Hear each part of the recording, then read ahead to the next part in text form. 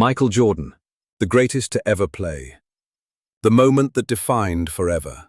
Philip, 19,000 fans packed into the Delta Center in Salt Lake City sat frozen, suspended between hope and heartbreak, watching the final seconds of basketball history unfold before their eyes. The scoreboard glowed red in the darkness. 86-85.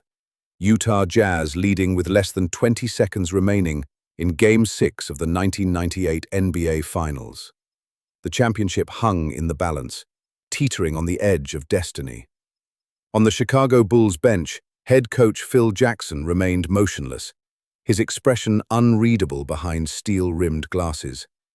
He had seen this moment 1,000 times before in his mind, had prepared for this crucible through meditation and visualization. Yet even he could not predict how these final seconds would crystallize into legend. His championship dynasty stood at the precipice, staring into an uncertain future where nothing would ever be the same again. Knocking Jordan stood at half-court, hands on his knees, chest heaving with exhaustion that reached deeper than muscle and bone. At 35 years old, playing in his 13th season, every fiber of his being screamed for rest. His legs felt like concrete pillars, heavy and immovable. Sweat poured down his face, mixing with the intensity burning in his eyes. The weight of expectation pressed down upon his shoulders, the accumulated pressure of an entire season, an entire career, an entire generation demanding one more miracle. Conserve the ball moved around the perimeter in Utah's hands. Karl Malone, the league's reigning MVP, posted up on the left block, his massive frame creating space against Dennis Rodman's pestering defense. The crowd sensed victory approaching, their roar building like a gathering storm. Malone had delivered all season long, a mountain of consistency and power who seemed destined to finally claim the championship that had eluded him throughout his brilliant career. John Stockton, the maestro of the pick and roll, dribbled at the top of the key, surveying the floor with the patience of a surgeon. The clock ticked down. 18 seconds. 17. 16.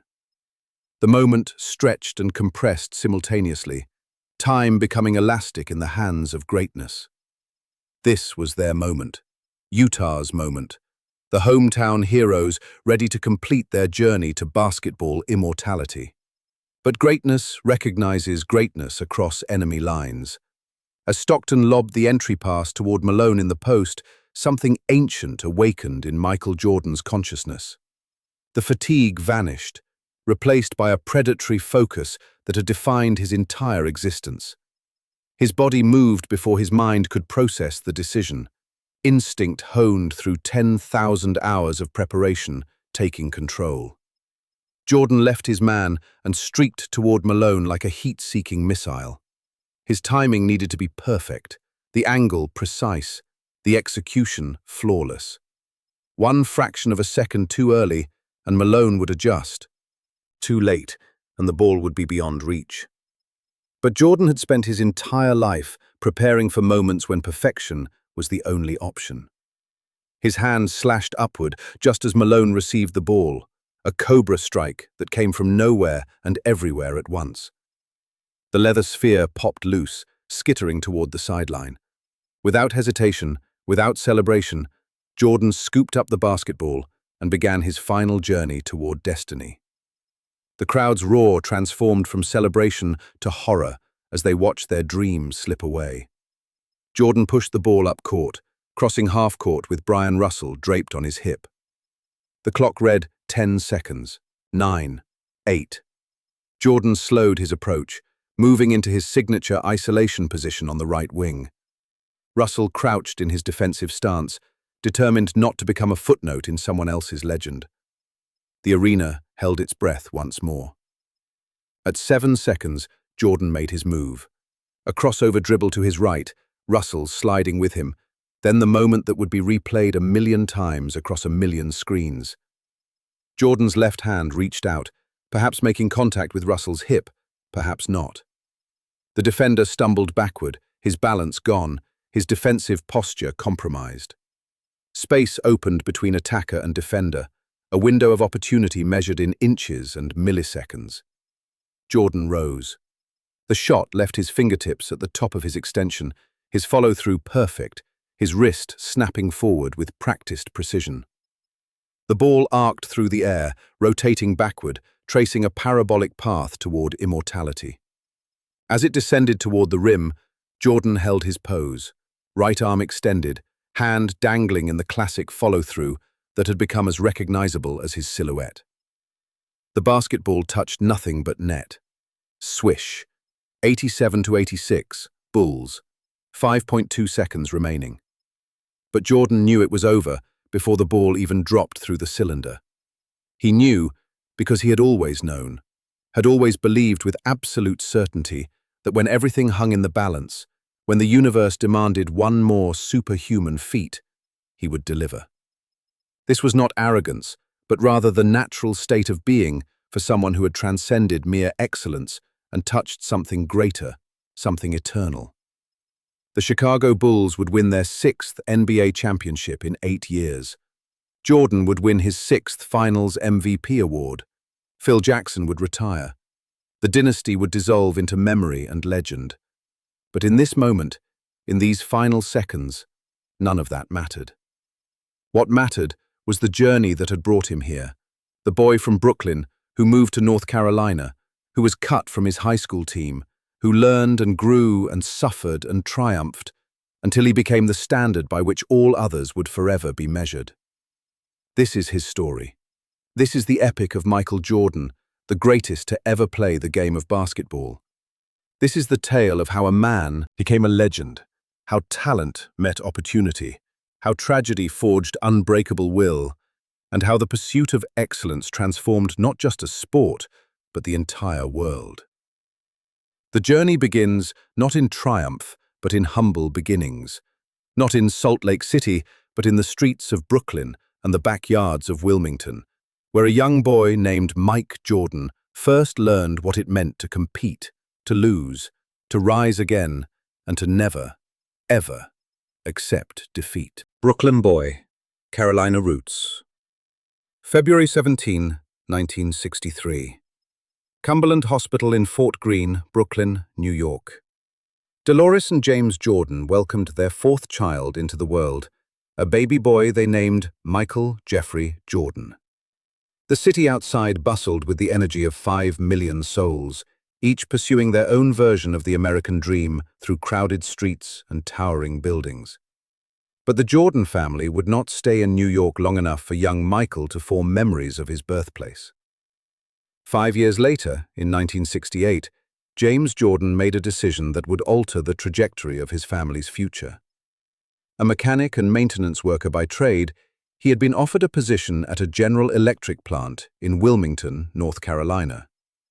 The move represented opportunity, stability, and a chance to raise his children away from the urban intensity of New York City. Dolores, who worked as a bank teller, supported the decision. They packed their belongings, gathered their 5 children, and headed south toward a new life in the coastal town of Wilmington. The Jordan household on North Gordon Street was modest but filled with love, discipline, and the kind of structured chaos that comes with raising 5 children. James Ronald Jordan Jr., called Ronnie by everyone who knew him, was the oldest, followed by Dolores, Larry, Michael, and the youngest, Roslyn. The family attended Methodist services regularly, where Dolores ensured her children understood the importance of faith, community, and treating others with respect, regardless of circumstance. James Jordan Sr. ran his household with firm but loving authority. He worked long hours at the GE plant, often coming home exhausted, his hands bearing the calluses and cuts of manual labor. Yet he never allowed his fatigue to diminish his presence in his children's lives. He believed in teaching through action rather than words alone, demonstrating the value of hard work, integrity, and perseverance through his own example. Every morning before dawn, he rose to prepare for his shift, and every evening he returned ready to engage with his family, despite the weariness in his bones. Domating Dolores Jordan was the driving force behind the family's success, a woman whose expectations were high and whose discipline was consistent. She demanded academic excellence from her children, checking homework with the scrutiny of a quality control inspector, refusing to accept anything less than their best effort. Her strong will and determination would later be reflected in her son Michael's renowned drive to succeed. She taught all her children practical life skills, including how to sew, clean, and maintain a household, believing that self-sufficiency was essential regardless of gender. For young Michael, growing up in this environment meant learning early that nothing came easy and everything had to be earned. The Jordan children did not receive allowances simply for existing. They worked for their money, completing chores, and maintaining standards their parents set. Michael learned to iron his own clothes, to keep his room orderly, to speak respectfully to adults, and to take responsibility for his actions without making excuses. But it was James Jordan Sr.'s introduction to sports that would ultimately define his son's future. A passionate baseball fan who had played semi-professionally in his youth, James saw sports as more than mere games. They were laboratories for character development, arenas where children learned about competition, teamwork, failure, and perseverance in real time without the protection of textbooks or theory. Baseball was his first love, and he shared that passion with his children, teaching them to throw, catch, and swing a bat in the backyard. Understanding his children's growing interest in basketball, James built a simple basketball court in the family's backyard. It was nothing fancy, just a pole driven into the ground with a rim attached, and a patch of packed dirt serving as the playing surface. But for the Jordan children, it became sacred ground, a place where battles were fought daily, where sibling rivalry transformed into something deeper and more meaningful than simple competition. Larry Jordan, though shorter than Michael by several inches, was older and initially more skilled. The two brothers would go at each other relentlessly in the backyard, their one-on-one games becoming legendary within the family for their intensity and their refusal to end until someone definitively won. Larry was strong, crafty, and utterly unwilling to give his younger brother any quarter. He beat Michael consistently during those early years, teaching him a brutal lesson that would define his entire existence. Wanting to win meant nothing unless you developed the skills and mental toughness to actually achieve victory. Michael hated losing to Larry. The feeling of defeat burned in his chest like acid, creating a void that demanded to be filled with something stronger than disappointment. Rather than accepting his position as the inferior player, Michael responded with obsessive determination. He would practice after their games ended, shooting in the fading light until his mother called him inside for dinner. He studied Larry's moves, memorizing the fakes and pivots that consistently left him beaten, then worked to develop counters and defenses. The backyard became Michael's first university, where he earned his doctorate in competitive fire under Professor Larry Jordan. Years later, Michael would credit his brother with creating the monster that terrorized opponents across the NBA, acknowledging that Larry's refusal to let him win taught him that excellence was not given, but taken, not wished for, but built through countless repetitions when no one was watching. Yet basketball was not Michael's first love during these formative years. That distinction belonged to baseball, the sport his father cherished most. Michael genuinely enjoyed the pace of baseball, the strategy of pitcher versus batter, the crack of ball meeting bat, the sprint toward first base. He played Little League baseball with the same intensity he brought to everything else, demonstrating athletic ability that suggested he might indeed have the skills to pursue his father's dream of seeing his son play professionally. Jordan family life was stable, loving, and structured around clear expectations and consequences. James and Dolores created an environment where their children felt secure enough to take risks, to fail without fear of rejection, but disciplined enough to understand that actions had consequences. When Michael earned good grades, he received praise and recognition. When he failed to meet expectations, he faced consequences that taught accountability. This balance of love and discipline, of support and demands, created the foundation upon which Michael Jordan would build his legendary career. He learned that his parents loved him unconditionally, but that their love did not protect him from the consequences of his choices or excuse him from meeting the standards they set. He learned that talking about doing something meant nothing without the work to back it up. He learned that no one owed him anything, that the world would not adjust its expectations to match his effort, but rather he must adjust his effort to meet the world's demands. Wilmington in the 1970s was a racially divided city where the legacy of segregation still cast long shadows across daily life. The Jordan children grew up aware of their identity as African Americans in the South, understanding both the pride of their heritage and the reality of prejudice that still existed. James and Dolores never used racism as an excuse, never allowed their children to blame others for their circumstances, but they also did not pretend that the playing field was level. They taught their children to work twice as hard, to maintain dignity in the face of disrespect, and to prove their worth through actions that could not be denied or dismissed. Michael absorbed these lessons without fully understanding their significance at the time. He played with children of all races, attended integrated schools, and focused primarily on sports rather than social dynamics. But the awareness lived within him, shaping his worldview in ways both conscious and subconscious, teaching him that he would have to be undeniably great to overcome obstacles that others never faced. By the time Michael reached his teenage years, the foundation had been laid.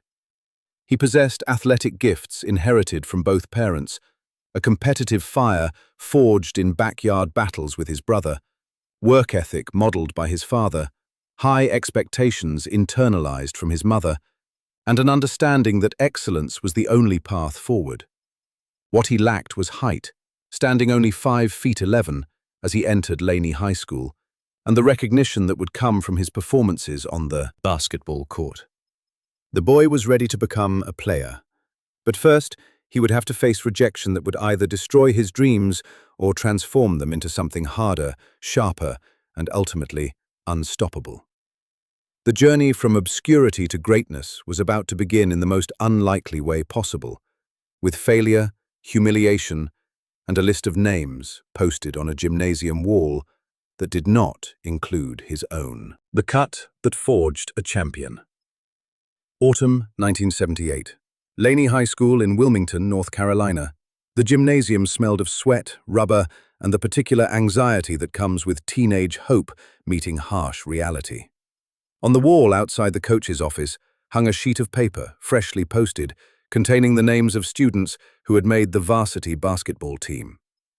Michael Jordan stood among a crowd of hopefuls, pushing forward to scan the list, his heart pounding with anticipation. His eyes moved down the names, searching for his own. He found his friend and classmate, Leroy Smith, who stood 6'6" and possessed the size that coaches coveted. Michael kept scanning, certain his name would appear somewhere on that list. He was a good player, possibly even better than several names he saw typed on the page. He had worked throughout the summer, honing his skills, preparing for this moment. But his name was not there. Michael Jordan had not made the varsity team at Laney High School. The myth that would later develop claimed that Michael was cut from the team, a narrative that simplified what actually happened but captured the emotional truth of the experience. In reality, as a 5'11" sophomore, Michael was assigned to the junior varsity team, while Leroy Smith, despite being the same age, was promoted to varsity because of his height. To a 15-year-old boy who had spent his entire childhood competing and dreaming, the distinction between being cut and being held back meant nothing. The result was identical. He was not good enough, not yet, and everyone would know it. Michael walked home that day with tears streaming down his face, humiliation burning hotter than any physical pain he had ever experienced. He had failed publicly, had been measured and found wanting in front of his peers, his parents, and most importantly, himself. When he arrived home, he went straight to his room and closed the door, needing solitude to process the rejection that threatened to crush his basketball dreams before they had truly begun. Later that evening, James Jordan found his son staring at the ceiling, determination. The conversation that followed would become legendary in Jordan family lore, though accounts vary regarding the exact words spoken. What is known is that James did not coddle his son, did not make excuses, did not blame the coach for failing to recognize Michael's potential. Instead, he delivered a message that cut through emotion and reached the core of what it meant to be a Jordan. If you want something, you work for it until you get it, and then you work harder to keep it. Michael heard his father's words and made a decision that would alter the trajectory of not just his life, but the entire landscape of basketball. He would not accept defeat. He would not transfer to another school seeking easier competition. He would not quit the sport and focus on baseball or football where his talents might earn quicker recognition. Instead, he would transform rejection into fuel, humiliation into motivation, and failure into the foundation of something great. The junior varsity season that followed was a revelation. Michael poured every ounce of frustration and determination into his performances, often scoring 40 points in games while demonstrating a competitive fire that stunned opponents and teammates alike. Coach Clifton Herring, who was known as Pop to his players, watched this transformation with knowing eyes. He had not promoted Michael to varsity because the boy was not physically ready, not yet. But he recognized something special in the young player's response to adversity. Kang Herring was a disciplinarian who believed in fundamentals, team play, and building character through basketball. He ran structured practices, demanded effort on defense, and refused to tolerate selfishness or poor attitudes. For Michael, who had grown up in a household with similar values, Herring's approach resonated deeply. The coach became another father figure, another voice reinforcing the lessons James Jordan had instilled about work ethic, accountability, and earning what you wanted rather than expecting it to be given. Every morning before school, Michael was in the gym shooting hundreds of jumpers, working on his ball handling, studying the mechanics of his shot. After regular practice ended, he stayed late, continuing to work when his teammates had already showered and left. On weekends, he played pickup games against older, stronger competition, deliberately seeking out situations where he was overmatched physically so he could develop the skills and toughness needed to overcome disadvantages. And then, something miraculous happened. Between his sophomore and junior years, Michael grew. His body, which had seemed stuck at 5'11", suddenly began stretching upward. 4 inches in a single year, transforming him from a 5'11" guard into a 6'3" wing player with the ball-handling skills of a point guard and the emerging athleticism of someone whose physical gifts were finally matching his competitive spirit. The growth spurt was not just vertical, but total. His shoulders broadening, his legs becoming longer and more explosive, his entire physique transforming into something resembling the body of an elite athlete rather than a teenage kid. PNG, who returned for his junior year, was fundamentally different from the sophomore who had cried over his junior varsity assignment. He possessed the skills he had developed through countless hours in the gym, the competitive edge sharpened by humiliation, the work ethic forged in solitude, and now the physical tools that made everything possible. When tryouts came around for his junior year, there was no doubt, no drama, no suspense. Michael Jordan made the varsity team. His junior and senior seasons at Laney High School transformed him from a local player into a regional phenomenon. He averaged triple-doubles, dominated games through sheer will and skill, and led his team deep into the playoffs. But more importantly, he developed the mentality that would define his entire career, the absolute refusal to accept defeat, the willingness to do whatever it took to win, and the understanding that his success was entirely his responsibility, regardless of teammates, coaches, or circumstances. Coach Pop Herring watched his star player blossom, and later reflected on the mythology that developed around Michael being cut. He clarified that Michael was never cut, merely assigned to the appropriate level for his development at that time. But Herring also acknowledged that Michael needed that moment, needed that rejection, needed to feel the burn of being told he was not good enough. Without that fire, without that wound to the ego, the Michael Jordan who would terrorize the NBA might never have existed. The cut, whether real or perceived, became the origin story of greatness. The summer between years brought Michael his first taste of elite-level competition. He attended the five-star basketball camp outside Pittsburgh, Pennsylvania, where the best high school players from across the country gathered to compete and be evaluated by college coaches. The level of competition was unlike anything Michael had experienced in North Carolina, featuring players who were rated among the top prospects in the nation, future NBA stars, and athletes whose reputations preceded them. Michael destroyed the competition.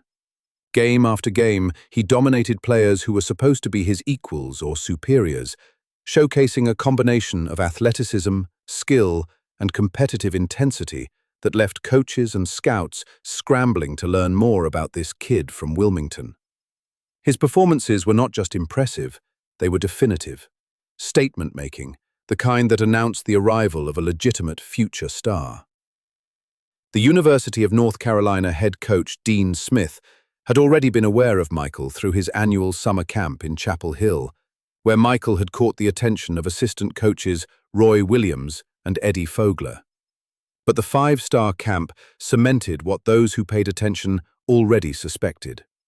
Michael Jordan was special, potentially transcendent, the kind of player who could define a program and perhaps even a generation. Michael's senior year unfolded, storyline in North Carolina basketball circles. Multiple schools pursued him, but the interest from UNC carried special weight. Dean Smith was not just any coach, he was an institution, a legend who had built one of the premier college basketball programs in the nation while maintaining a reputation for integrity, player development, and preparing young men for life beyond basketball. When Michael visited Chapel Hill, he encountered a program that emphasized team play, fundamentals, and disciplined excellence. Smith's system discouraged individualism in favor of collective success, a philosophy that might have deterred a player with a massive ego but appealed to Michael, who had been raised to value the same principles. The combination of Smith's reputation, the program's history, and the proximity to home made the decision clear. In the fall of 1981, Michael Jordan enrolled at the University of North Carolina as a freshman, arriving in Chapel Hill as a highly touted recruit, but still largely unknown to the national basketball audience. He wore number 23, choosing it somewhat arbitrarily, thinking his brother Larry wore 45, half of which was roughly 23. The number would later become iconic, synonymous with excellence itself, but in 1981, it was just a jersey hanging in a freshman's locker. Coach Smith ran practices with military precision, demanding perfection in execution while maintaining an even-keeled demeanor that never fluctuated, regardless of the score or situation. He treated stars and bench warmers identically, holding everyone to the same standards of conduct, effort, and accountability. For Michael, who had grown up in a structured household with similar expectations, Smith's approach felt natural, familiar, and effective. The 1981-82 Tar Heels were loaded with talent. James Worthy, a junior forward who would be the #1 pick in the upcoming NBA draft, served as the team's leading scorer and primary offensive weapon. Sam Perkins, a sophomore center, provided a strong inside presence. Point guard Jimmy Black ran the offense with precision. And into this mix of established stars, Dean Smith inserted a freshman named Mike Jordan, giving him significant minutes and responsibility despite his youth. Michael was good immediately, contributing scoring, defense, and energy while learning to play within Smith's structured system. But he was not yet Michael Jordan, not the cultural icon, not the player whose name would become shorthand for basketball greatness. He was Mike, a talented freshman on a very good team, playing his role while absorbing lessons from older, more experienced players. The Tar Heels steamrolled through the regular season and into the NCAA tournament, winning games through superior talent, coaching, and execution. They survived close calls, dominated weaker opponents, and steadily marched toward the Final Four in New Orleans, where destiny awaited in the form of a championship game against Georgetown and their imposing freshman center, Patrick Ewing. The stage was set, the moment approached, and a kid from Wilmington, North Carolina, who had cried when he didn't make his high school varsity team 3 years earlier, was about to take a shot that would launch him toward immortality. The shot heard around basketball, 29th, 1982. The Louisiana Superdome in New Orleans, 62,000 fans packed into the arena, creating a wall of sound that reverberated through the massive structure, like thunder trapped inside a cavern. An additional 17 million viewers watched from home, glued to their television sets, witnessing what would become one of the most memorable NCAA championship games in history. The North Carolina Tar Heels faced the Georgetown Hoyas in a battle between two legendary coaches, Dean Smith and John Thompson, and two exceptional freshman centers destined for greatness, North Carolina's Sam Perkins and Georgetown's Patrick Ewing.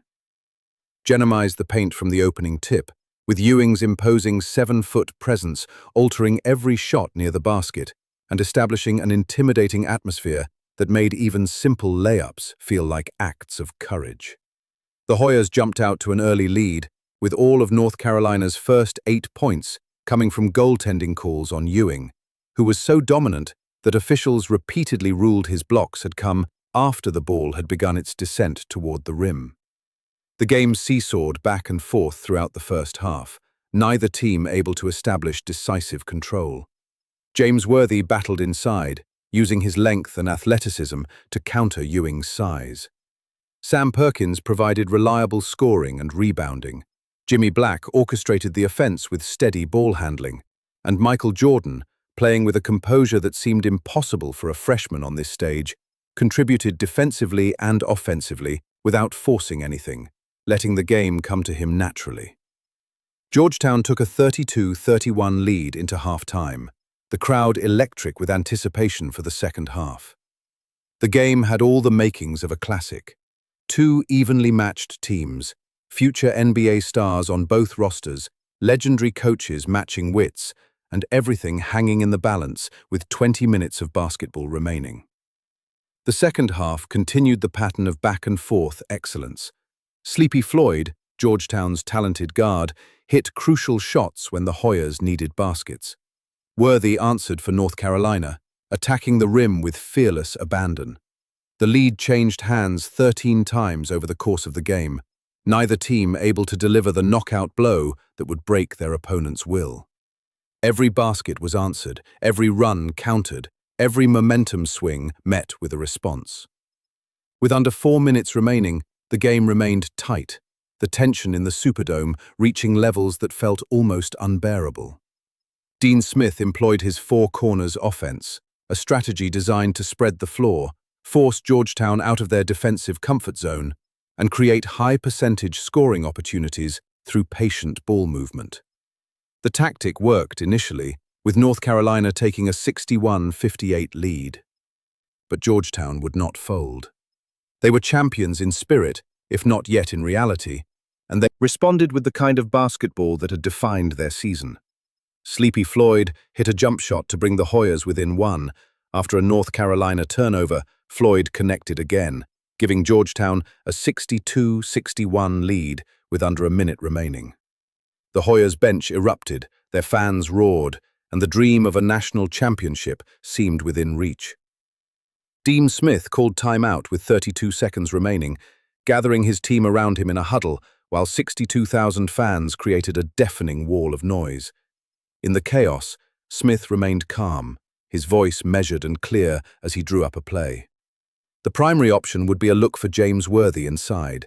If that wasn't available, they would swing the ball and look for Michael Jordan on the wing. Smith looked directly at his freshman guard, making eye contact across the huddle. The moment carried weight beyond the immediate situation, a passing of the torch from coach to player, an acknowledgement that this teenager from North Carolina was ready for this responsibility. Smith told Jordan that if he got the ball and had the shot, he should take it. The green light was given, the responsibility transferred, the moment arriving. The Tar Heels broke the huddle and returned to the court. The ball was inbounded to Jimmy Black at the top of the key. Georgetown's defense collapsed on Worthy, denying him the ball and forcing North Carolina to look elsewhere. Black swung the pass to Michael Jordan on the left wing, about 16 feet from the basket.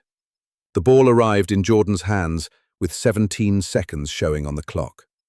What happened in the next 2 seconds would change the course of basketball history.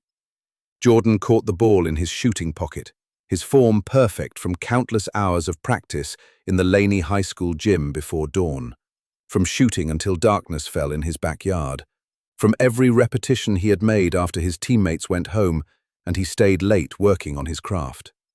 His feet were set, his shoulders square to the basket, his eyes locked on the rim. He rose. The shot left his fingertips with the kind of rotation that suggested it would be true before the ball even reached its apex. Time seemed to slow as the basketball arced through the air, rotating backward, tracing a perfect parabola toward destiny. Georgetown's defense could do nothing but watch, frozen in space and time, witnesses to a moment they could not prevent and would never forget. The ball dropped through the net without touching iron. Swish. North Carolina 63, Georgetown 62. 15 seconds remained on the clock. Michael Jordan's first instinct was not celebration, but uncertainty. In his post-game comments, he would admit that he turned away after releasing the shot because he didn't want to see if it missed, couldn't bear to watch his potential failure, had closed his eyes to the outcome even as he executed the mechanics perfectly. But when the roar of North Carolina fans and the groan of Georgetown supporters confirmed what the scoreboard showed, Jordan felt a rush of emotions he had never experienced before. Relief, joy, validation, and the first taste of what it meant to deliver in the biggest moment imaginable. Georgetown had one final possession. After the timeout, Fred Brown brought the ball up court quickly, looking for Sleepy Floyd or anyone who could get a shot. But in the chaos and confusion, Brown made a critical error. He threw a pass directly to James Worthy, who was wearing a white North Carolina jersey in a sea of Georgetown blue.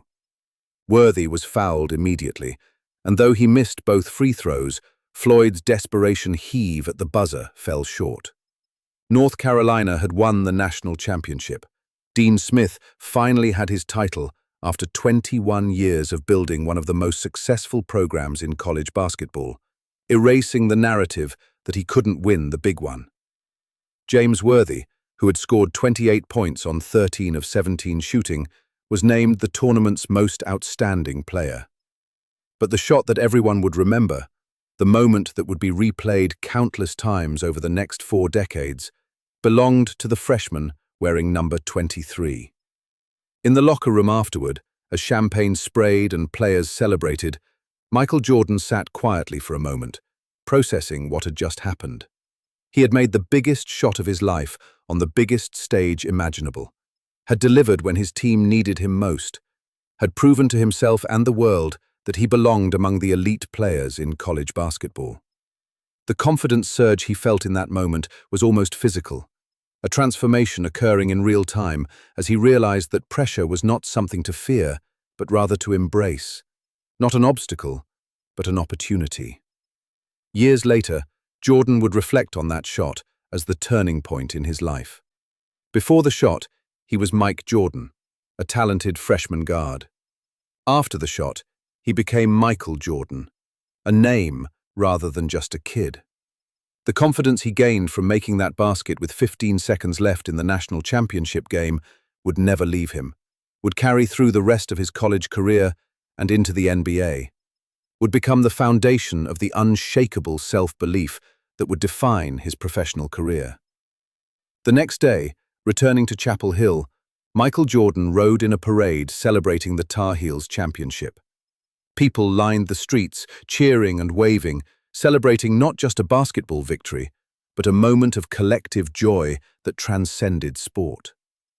For Jordan, who had experienced rejection at Laney High School, who had worked in solitude to develop his skills, who had pushed himself beyond what most teenagers were willing to endure, the celebration felt earned rather than given, deserved rather than lucky.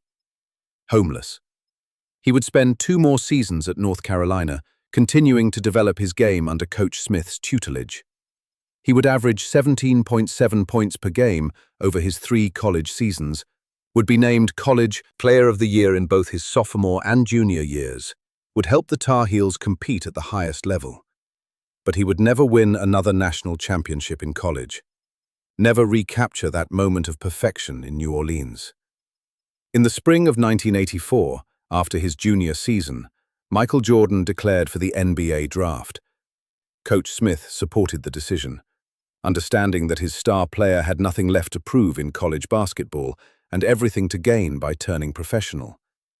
The decision was not without risk. Jordan would be leaving behind his senior season and the degree he was pursuing in geography.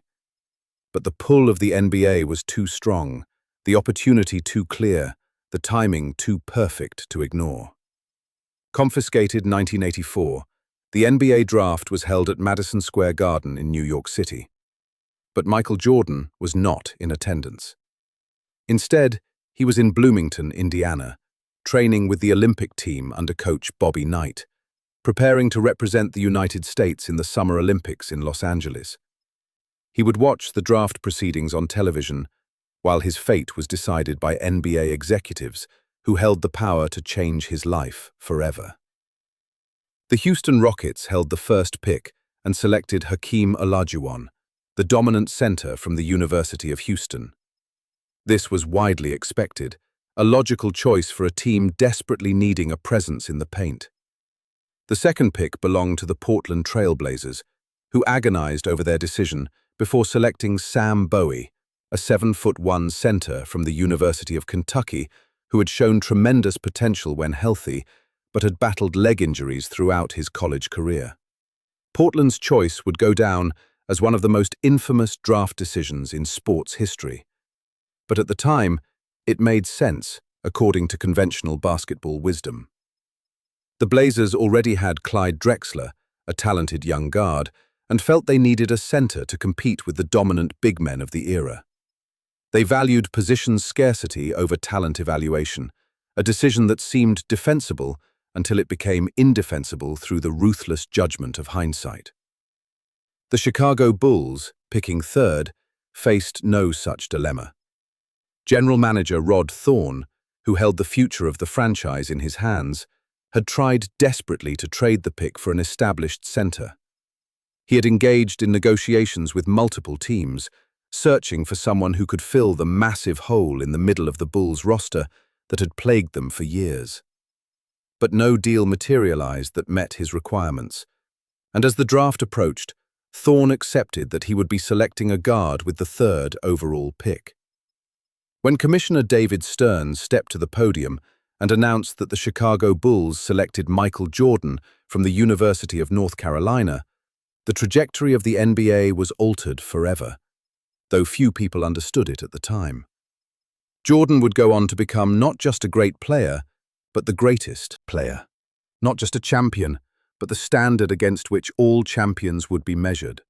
Not just an athlete, but a global cultural icon, whose influence extended far beyond the basketball court. But in June 1984, he was simply a 21-year-old kid from Wilmington who had just been given the opportunity to play professional basketball in Chicago for a losing franchise that desperately needed a savior. The journey from promising prospect to transcendent legend was about to begin, filled with lessons learned through failure, growth achieved through struggle, and ultimately, glory earned through a combination of natural gifts and supernatural determination. Breaking through the barrier. Childbirth. The 1990-91 season arrived with the Chicago Bulls carrying the weight of years of playoff disappointment. Michael Jordan, now 27 years old and entering his 7th NBA season, understood that time was not infinite, that the window for championship contention could close faster than it had opened, that all his individual brilliance meant nothing without a title to show for it. The hunger within him had evolved from a desire to win into an absolute need, a compulsion that consumed every waking thought and drove him to push himself and his teammates beyond what seemed humanly possible. Paycheck. The Bulls finished the regular season with a 61-21 record, the best mark in the Eastern Conference, establishing themselves as legitimate championship contenders. Jordan won his fifth consecutive scoring title, averaging 31.5 points per game, while also contributing significantly in rebounds, assists, and defense. But more importantly, the team had matured, with Scottie Pippen developing into an all-star caliber player, Horace Grant providing consistent interior play, and the triangle offense functioning with increasing efficiency. The playoffs began smoothly, with the Bulls sweeping the New York Knicks in the first round, demonstrating the kind of focused, efficient basketball that suggested they had learned from past failures. The Philadelphia 76ers fell in 5 games in the second round, extending Chicago's dominance and building momentum heading into the Eastern Conference Finals, where the Detroit Pistons awaited, ready to impose their physical will one more time. But something was different this time. The Bulls were not just more talented, they were more prepared, more physical, more willing to meet Detroit's aggression with their own controlled violence. Jordan had spent the previous summer adding muscle to his frame, working with the team's strength coach to build the kind of body that could withstand the Pistons' assault without breaking down. Pippen had emerged as a defensive stopper who could guard multiple positions. The role players had developed into battle-tested veterans who understood what was required in playoff warfare. Game 1 in Chicago Stadium set the tone. The Bulls won 94-83, handling Detroit's pressure with a composure that had been absent in previous years. Jordan scored 22 points, but didn't need to dominate statistically because his teammates stepped up, executing the triangle offense with precision and sharing the ball rather than relying solely on his individual brilliance. The victory felt different from past wins, more controlled, more complete, more like a statement of intent rather than a lucky break. Game 2 was more of the same, with Chicago winning 105-97 behind Jordan's 35 points and Pippen's all-around excellence. The series shifted to Detroit for Game 3, and the Bulls completed the sweep with a 113-107 victory that announced to the basketball world that power had shifted in the Eastern Conference. The Bad Boys, the team that had tormented Jordan for 3 consecutive years, had been dethroned without winning a single game. The most memorable moment of the series came not from a spectacular play, but from what happened after the final buzzer of Game 4 in Detroit. As the Bulls celebrated their sweep and prepared to advance to the NBA Finals for the first time in franchise history, the Pistons walked off the court without shaking hands, without offering congratulations, without acknowledging the changing of the guard that had just occurred. Bill Laimbeer, Isaiah Thomas, and the rest of the Detroit roster simply left, their pride wounded, their dynasty over, their refusal to show respect becoming a statement about how deeply the defeat had cut. Jordan and his teammates were angered by the disrespect, viewing the walk-off as a final act of pettiness from a team that had preached toughness but couldn't accept defeat with dignity. But there was also satisfaction in knowing that Detroit's exit represented something larger than a single series. The Bulls had not just beaten the Pistons, they had overcome the physical style of play that had defined the Eastern Conference for years, had proven that skilled basketball could defeat intimidation, and had established themselves as the new power in the East. The NBA Finals awaited, pitting the Bulls against the Los Angeles Lakers and Magic Johnson, arguably the most beloved player in basketball. The Lakers were aging, no longer the dominant force that had won 5 championships during the 1980s, but they remained dangerous, with Magic orchestrating the offense and veteran role players who understood how to win on the biggest stage. The series opened in Chicago Stadium, where the Bulls won 91-93 behind Jordan's 36 points and dominant all-around play. He attacked the Lakers relentlessly, exposing defensive weaknesses and demonstrating that he could elevate his game even higher when the stakes increased. Game 2 belonged to Chicago as well, 107-89 86, with Jordan contributing 33 points and the Bulls' defense suffocating the Lakers' offense. The series shifted to Los Angeles, where the Lakers fought desperately to avoid going down 3-0. They won Game 3, 104-96, extending the series and giving their fans hope that veteran experience might overcome Chicago's youth and hunger. But Game 4 belonged to the Bulls, 97-82, behind one of the most iconic plays in NBA Finals history, Jordan's switch hands layup. Driving to the basket for what appeared to be a routine slam dunk, Jordan found his path blocked by Sam Perkins, his former teammate at North Carolina. In midair, with his body committed to the dunk, Jordan made a split-second decision that showcased the kind of creativity and body control that separated him from every other player in basketball history. He switched the ball from his right hand to his left in midair, avoiding Perkins' block attempt and laying the ball off the glass through the net with his left hand, while his momentum carried him away from the basket. The play lasted 2 seconds but captured everything that made Jordan special: the awareness to recognize the danger, the creativity to improvise a solution, the body control to execute the adjustment, and the fearlessness to attempt something extraordinary in the biggest game of his life. Marv Albert's call of the play, his voice rising with amazement and delight, would be replayed countless times over the decades to come, the soundtrack to a moment that seemed to define Jordan's magical ability to do the impossible. Game 5 in Los Angeles clinched the championship for Chicago. Jordan scored 30 points, hitting crucial shots down the stretch, while playing defense that helped shut down Magic Johnson's attempts to extend the series. When the final buzzer sounded, with the Bulls winning 108-101, Jordan collapsed to his knees in the middle of the court, overwhelmed by emotions he had kept bottled up for 7 years. He clutched the ball to his chest, tears streaming down his face, his body convulsing with sobs as the weight of expectation and frustration finally released. His father James rushed onto the court, embracing his son in a moment of shared joy that transcended basketball. Cameras captured the image of Michael Jordan crying while holding the Larry O'Brien Championship trophy, the symbol of achievement that had eluded him despite all his individual brilliance.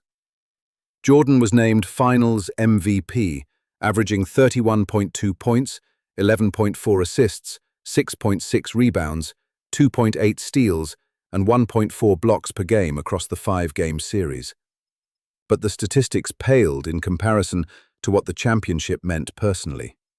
He had proven that he could win, that his individual excellence could translate to team success, that all the criticism about being too selfish or not making his teammates better had been wrong, or at least incomplete.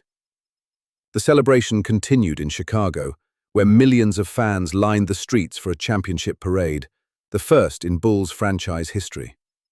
Jordan rode atop a double-decker bus, waving to crowds who had invested their hopes in him and had finally been rewarded with the ultimate prize. The city embraced him as a hero, not just for the championship, but for the way he had pursued it, with relentless determination and refusal to accept defeat. But even as the celebration unfolded, Jordan's competitive mind was already thinking ahead. One championship was satisfying, but it was not enough. Magic Johnson had 5 championships, Larry Bird had 3, Bill Russell had 11. Jordan wanted to build his own legacy, to establish a dynasty that would be remembered for generations. The first title opened the door. Now he needed to dominate, to win repeatedly, to become undeniable as the greatest player of his era. The 1991-92 season brought no letdown. The Bulls won 67 games, the best record in franchise history, with Jordan winning his 6th consecutive scoring title and 3rd MVP award. They steamrolled through the playoffs, losing only 2 games in the first 3 rounds before meeting the Portland Trail Blazers in the NBA Finals. The series against Portland became famous for the shrug game in Game 1. Jordan hit 6 three-pointers in the first half, including a sequence where he made 3 consecutive shots from beyond the arc, each one more audacious than the last. After the 6th three-pointer, Jordan jogged back down court and shrugged his shoulders at the broadcast table, as if to say he couldn't explain what was happening, that even he was surprised by the perfection flowing through him. The Bulls won the series in 6 games, claiming their second consecutive championship and establishing themselves as the dominant team in basketball.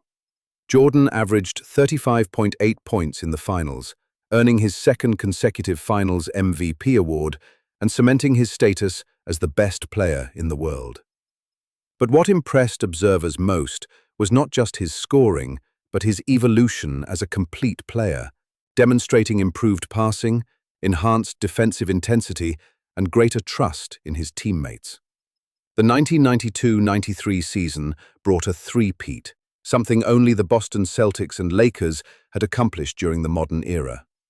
The Bulls won 57 games during the regular season, slightly down from their previous year's dominance, but still the best record in the Eastern Conference. Jordan won his 7th consecutive scoring title, a remarkable streak that underscored his consistent excellence at basketball's most fundamental skill. The playoffs were more challenging this time. The Knicks pushed Chicago to 6 games in the Eastern Conference Finals, employing physical defense that recalled the Pistons' approach, while executing offensive sets with precision and discipline. But the Bulls survived, advancing to face the Phoenix Suns and Charles Barkley in the NBA Finals. The series against Phoenix showcased Jordan at his absolute peak. In Game 4, famously known as the Pizza Game, Jordan scored 55 points despite dealing with food poisoning or a stomach virus the night before. He could barely stand during pre-game warm-ups, but somehow summoned the energy to dominate one of the most crucial games of the series, hitting shot after shot while his body fought against illness and exhaustion. The Bulls won 111-105, taking a 3-1 series lead. Game 6 in Phoenix clinched Chicago's 3rd consecutive championship. Jordan scored 33 points, and when John Paxson hit a three-pointer with 3.9 seconds left to seal the 99-98 victory, Jordan pumped his fist and celebrated not just the basket, but what it represented. A three-peat, something that had seemed impossible when the season began. A place in history alongside the greatest dynasties the sport had ever seen. Jordan won his 3rd consecutive Finals MVP award, becoming the first player in NBA history to achieve that feat. He had now won 3 championships, 3 Finals MVPs, 7 consecutive scoring titles, and established himself as unquestionably the best player in basketball. At 30 years old, entering his athletic prime with years of excellence still ahead, the possibility of 5 or even 6 championships seemed not just possible, but likely. About to be shattered in a way that no basketball achievement could prepare him for. Tragedy was coming, arriving without warning on a lonely North Carolina highway in the middle of the night. And when the phone rang with news that would change everything, Jordan's perspective on basketball, success, and what truly mattered would be fundamentally altered forever. Breaking through the barrier. Childbirth. The 1990-91 season arrived with the Chicago Bulls carrying the weight of years of playoff disappointment. Michael Jordan, now 27 years old and entering his 7th NBA season, understood that time was not infinite, that the window for championship contention could close faster than it had opened, that all his individual brilliance meant nothing without a title to show for it. The hunger within him had evolved from a desire to win into an absolute need, a compulsion that consumed every waking thought and drove him to push himself and his teammates beyond what seemed humanly possible. Paycheck. The Bulls finished the regular season with a 61-21 record, the best mark in the Eastern Conference, establishing themselves as legitimate championship contenders.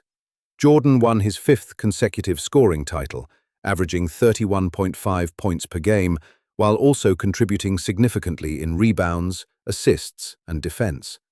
But more importantly, the team had matured, with Scottie Pippen developing into an all-star caliber player, Horace Grant providing consistent interior play, and the triangle offense functioning with increasing efficiency. The playoffs began smoothly, with the Bulls sweeping the New York Knicks in the first round, demonstrating the kind of focused, efficient basketball that suggested they had learned from past failures.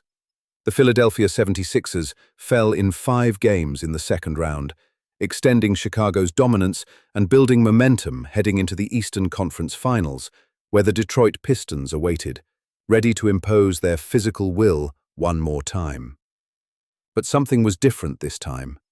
The Bulls were not just more talented, they were more prepared, more physical, more willing to meet Detroit's aggression with their own controlled violence. Jordan had spent the previous summer adding muscle to his frame, working with the team's strength coach to build the kind of body that could withstand the Pistons' assault without breaking down. Pippen had emerged as a defensive stopper who could guard multiple positions. The role players had developed into battle-tested veterans who understood what was required in playoff warfare. Game 1 in Chicago Stadium set the tone. The Bulls won 94-83, handling Detroit's pressure with a composure that had been absent in previous years. Jordan scored 22 points, but didn't need to dominate statistically because his teammates stepped up, executing the triangle offense with precision and sharing the ball rather than relying solely on his individual brilliance. The victory felt different from past wins, more controlled, more complete, more like a statement of intent rather than a lucky break. Game 2 was more of the same, with Chicago winning 105-97 behind Jordan's 35 points and Pippen's all-around excellence. The series shifted to Detroit for Game 3, and the Bulls completed the sweep with a 113-107 victory that announced to the basketball world that power had shifted in the Eastern Conference. The Bad Boys, the team that had tormented Jordan for 3 consecutive years, had been dethroned without winning a single game. The most memorable moment of the series came not from a spectacular play, but from what happened after the final buzzer of Game 4 in Detroit. As the Bulls celebrated their sweep and prepared to advance to the NBA Finals for the first time in franchise history, the Pistons walked off the court without shaking hands, without offering congratulations, without acknowledging the changing of the guard that had just occurred. Bill Laimbeer, Isaiah Thomas, and the rest of the Detroit roster simply left, their pride wounded, their dynasty over, their refusal to show respect becoming a statement about how deeply the defeat had cut. Jordan and his teammates were angered by the disrespect, viewing the walk-off as a final act of pettiness from a team that had preached toughness but couldn't accept defeat with dignity.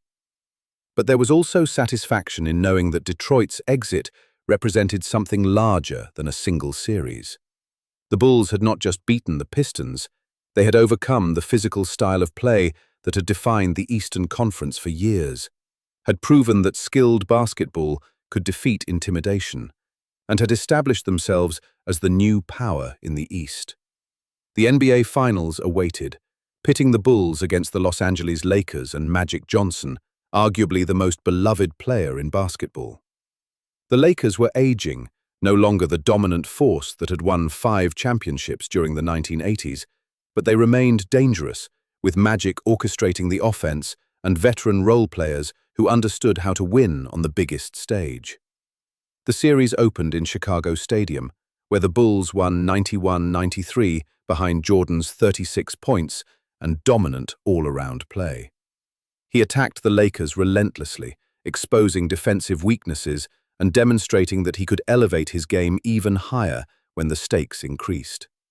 Game 2 belonged to Chicago as well, 107-86, with Jordan contributing 33 points and the Bulls' defense suffocating the Lakers' offense. The series shifted to Los Angeles, where the Lakers fought desperately to avoid going down 3-0. They won Game 3, 104-96, extending the series and giving their fans hope that veteran experience might overcome Chicago's youth and hunger.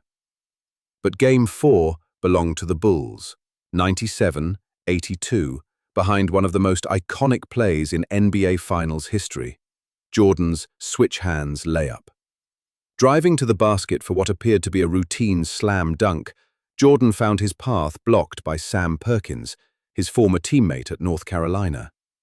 In mid-air, with his body committed to the dunk, Jordan made a split-second decision that showcased the kind of creativity and body control that separated him from every other player in basketball history.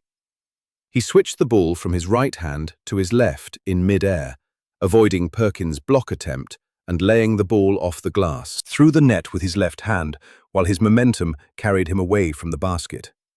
The play lasted 2 seconds but captured everything that made Jordan special: the awareness to recognize the danger, the creativity to improvise a solution, the body control to execute the adjustment, and the fearlessness to attempt something extraordinary in the biggest game of his life. Marv Albert's call of the play, his voice rising with amazement and delight, would be replayed countless times over the decades to come, the soundtrack to a moment that seemed to define Jordan's magical ability to do the impossible. Game 5 in Los Angeles clinched the championship for Chicago. Jordan scored 30 points, hitting crucial shots down the stretch, while playing defense that helped shut down Magic Johnson's attempts to extend the series. When the final buzzer sounded, with the Bulls winning 108-101, Jordan collapsed to his knees in the middle of the court, overwhelmed by emotions he had kept bottled up for 7 years. He clutched the ball to his chest, tears streaming down his face, his body convulsing with sobs as the weight of expectation and frustration finally released. His father James rushed onto the court, embracing his son in a moment of shared joy that transcended basketball. Cameras captured the image of Michael Jordan crying while holding the Larry O'Brien Championship trophy, the symbol of achievement that had eluded him despite all his individual brilliance. Jordan was named Finals MVP, averaging 31.2 points, 11.4 assists, 6.6 rebounds, 2.8 steals, and 1.4 blocks per game across the 5-game series. But the statistics paled in comparison to what the championship meant personally. He had proven that he could win, that his individual excellence could translate to team success, that all the criticism about being too selfish or not making his teammates better had been wrong, or at least incomplete. The celebration continued in Chicago, where millions of fans lined the streets for a championship parade, the first in Bulls franchise history. Jordan rode atop a double-decker bus, waving to crowds who had invested their hopes in him and had finally been rewarded with the ultimate prize. The city embraced him as a hero, not just for the championship, but for the way he had pursued it, with relentless determination and refusal to accept defeat. But even as the celebration unfolded, Jordan's competitive mind was already thinking ahead. One championship was satisfying, but it was not enough. Magic Johnson had 5 championships, Larry Bird had 3, Bill Russell had 11. Jordan wanted to build his own legacy, to establish a dynasty that would be remembered for generations. The first title opened the door. Now he needed to dominate, to win repeatedly, to become undeniable as the greatest player of his era. The 1991-92 season brought no letdown. The Bulls won 67 games, the best record in franchise history, with Jordan winning his 6th consecutive scoring title and 3rd MVP award. They steamrolled through the playoffs, losing only 2 games in the first 3 rounds before meeting the Portland Trail Blazers in the NBA Finals. The series against Portland became famous for the shrug game in Game 1. Jordan hit 6 three-pointers in the first half, including a sequence where he made 3 consecutive shots from beyond the arc, each one more audacious than the last. After the 6th three-pointer, Jordan jogged back down court and shrugged his shoulders at the broadcast table, as if to say he couldn't explain what was happening, that even he was surprised by the perfection flowing through him. The Bulls won the series in 6 games, claiming their 2nd consecutive championship and establishing themselves as the dominant team in basketball.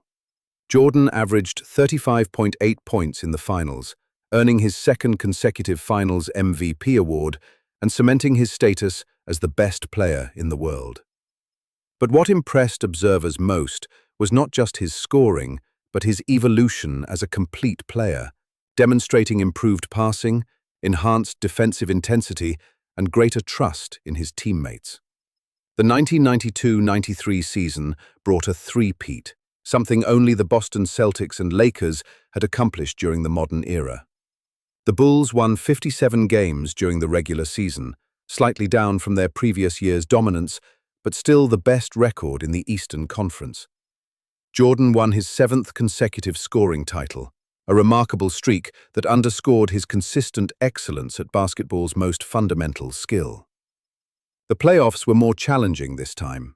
The Knicks pushed Chicago to 6 games in the Eastern Conference Finals, employing physical defense that recalled the Pistons' approach, while executing offensive sets with precision and discipline. But the Bulls survived, advancing to face the Phoenix Suns and Charles Barkley in the NBA Finals. The series against Phoenix showcased Jordan at his absolute peak. In Game 4, famously known as the Pizza Game, Jordan scored 55 points despite dealing with food poisoning or a stomach virus the night before. He could barely stand during pre-game warm-ups, but somehow summoned the energy to dominate one of the most crucial games of the series, hitting shot after shot while his body fought against illness and exhaustion. The Bulls won 111-105, taking a 3-1 series lead. Game 6 in Phoenix clinched Chicago's 3rd consecutive championship. Jordan scored 33 points, and when John Paxson hit a three-pointer with 3.9 seconds left to seal the 99-98 victory, Jordan pumped his fist and celebrated not just the basket, but what it represented. A three-peat, something that had seemed impossible when the season began. A place in history alongside the greatest dynasties the sport had ever seen. Jordan won his 3rd consecutive Finals MVP award, becoming the first player in NBA history to achieve that feat. He had now won 3 championships, 3 Finals MVPs, 7 consecutive scoring titles, and established himself as unquestionably the best player in basketball. At 30 years old, entering his athletic prime with years of excellence still ahead, the possibility of 5 or even 6 championships seemed not just possible, but likely. About to be shattered in a way that no basketball achievement could prepare him for. Tragedy was coming, arriving without warning on a lonely North Carolina highway in the middle of the night. And when the phone rang with news that would change everything, Jordan's perspective on basketball, success, and what truly mattered would be fundamentally altered forever. The darkest night. The 23rd, 1993. James Raymond Jordan Sr., age 56, was driving home from a funeral in Wilmington, North Carolina, exhausted from the day's emotions and the long journey ahead. The evening stretched into early morning as he navigated the familiar highways of rural North Carolina, fighting sleep and fatigue. Around 2 a.m., somewhere along Highway 74 near Lumberton, James pulled his red Lexus SC400 over to a highway rest area, needing to rest his eyes for a few minutes before continuing home. The Lexus was a gift from his son, Michael, a symbol of success and appreciation, a way for a son to honor the father who had built basketball courts in backyards and taught him about work ethic and integrity. James loved that car, took pride in maintaining it, enjoyed the smooth ride and luxury that represented how far the Jordan family had come from their modest beginnings in Wilmington. But 2 teenagers, Daniel Green and Larry Martin Demery, both 18 years old, saw only an expensive car parked in a rest area in the middle of the night, an opportunity for theft that seemed too easy to pass up. They approached the vehicle where James lay sleeping, his body exhausted, his mind seeking rest after an emotional day. What happened next remains disputed in some details, with Green and Demery providing conflicting accounts, but the result was undeniable and irreversible. James Jordan was shot in the chest and killed. The teenagers took the car, the Chicago Bulls championship rings that James wore on his fingers, gifts from his son's historic achievements, and whatever else they could grab. They drove away into the darkness, leaving James Jordan's body in the vehicle as they fled the scene. Eventually, They dumped his body in a swamp near McCall, South Carolina, attempting to hide the evidence of their crime and escape detection. Discharged for 11 days, James Jordan was a missing person. Dolores Jordan and the entire family searched desperately for news, hoping against reason that he was simply lost or confused, that some explanation existed that didn't involve the worst possible outcome. Michael Jordan, fresh off his third consecutive NBA championship and at the absolute peak of his basketball powers, found himself helpless, unable to do anything except wait for information that might bring his father home. On August 3, 1993, a body was discovered in a swamp near McCall, South Carolina. The state of decomposition made visual identification impossible, but dental records confirmed what the Jordan family had feared. James Raymond Jordan Sr. was dead, murdered in a random act of violence that seemed to mock everything the family had achieved, everything they had built, everything they believed about justice and fairness in the world. The discovery shattered Michael Jordan. His father had been more than a parent. He had been his closest confidant, his biggest supporter, his most trusted advisor on matters both personal and professional. James had attended virtually every home game during Michael's career, sitting courtside with Dolores, cheering and critiquing with equal measure. He had been there for all 3 championship celebrations, sharing in the joy, validating the success, making victory meaningful through his presence and approval. The funeral on August 15, 1993, drew hundreds of mourners, including teammates, coaches, and fans who understood that the Jordan family's loss transcended basketball. Michael delivered a 15-minute eulogy, his voice breaking with emotion as he tried to express what his father had meant to him, how James had shaped every aspect of his life and career, how the lessons learned in the backyard and at the dinner table had prepared him for everything he had accomplished. Daniel Green and Larry Martin Demery were quickly apprehended, their capture aided by phone calls they made using James Jordan's car phone, which were traced by authorities. They were charged with first-degree murder, tried, convicted, and sentenced to life in prison. But for Michael Jordan, their punishment meant nothing.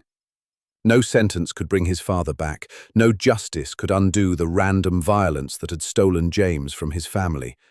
No explanation could make sense of why a good man who had lived with integrity and treated others with respect had died alone on a highway at the hands of teenagers he had never met. The trauma extended beyond grief into something darker and more destructive. Michael Jordan had achieved everything basketball could offer: 3 championships, finals MVP awards, scoring titles, global fame, wealth beyond measure, and universal recognition as the best player in the world. But in a single night, random violence had taken away the person whose approval and pride meant more than all the trophies and accolades combined. The meaninglessness of it, the arbitrary cruelty, the senseless waste shook Jordan's faith not just in justice, but in the purpose of pursuing excellence when everything could be stolen away without warning. In the months following his father's death, Jordan found himself unable to summon the desire to continue playing basketball. The joy had been drained from the sport, replaced by a hollow feeling that no championship could fill.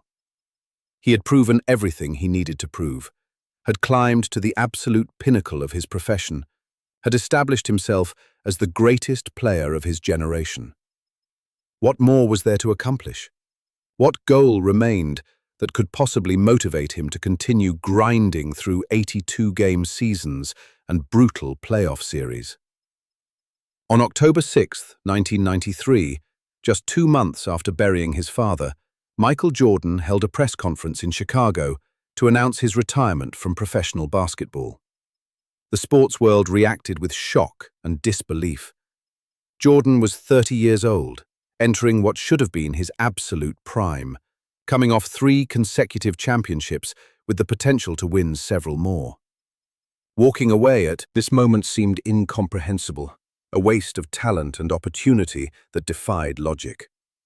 But Jordan's explanation, though incomplete, gave glimpses into his emotional state. He spoke about losing his desire to play, about no longer feeling the motivation that had driven him throughout his career, about wanting to pursue other interests while he still could.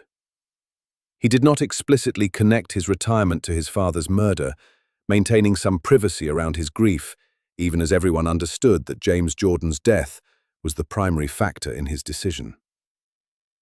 Kennedy David did share publicly was that baseball, his father's favorite sport and Michael's first athletic love, had been calling to him. He and James had discussed the possibility of Michael attempting a baseball career, conversations that had remained theoretical until tragedy made them poignant and meaningful. In his father's absence, pursuing James's dream for his son became a way to maintain connection, to honor memory through action, to try something new while mourning what had been lost. On February 7, 1994, Michael Jordan signed a minor league contract with the Chicago White Sox organization, the team owned by Jerry Reinsdorf, who also owned the Bulls. The announcement sent shockwaves through both baseball and basketball. Critics called it a publicity stunt, a midlife crisis disguised as career transition, a vanity project that insulted professional baseball players who had spent their entire lives developing skills that Jordan thought he could learn in a few months. But those who knew Jordan understood that he never approached anything casually, never viewed any competition as secondary or unimportant.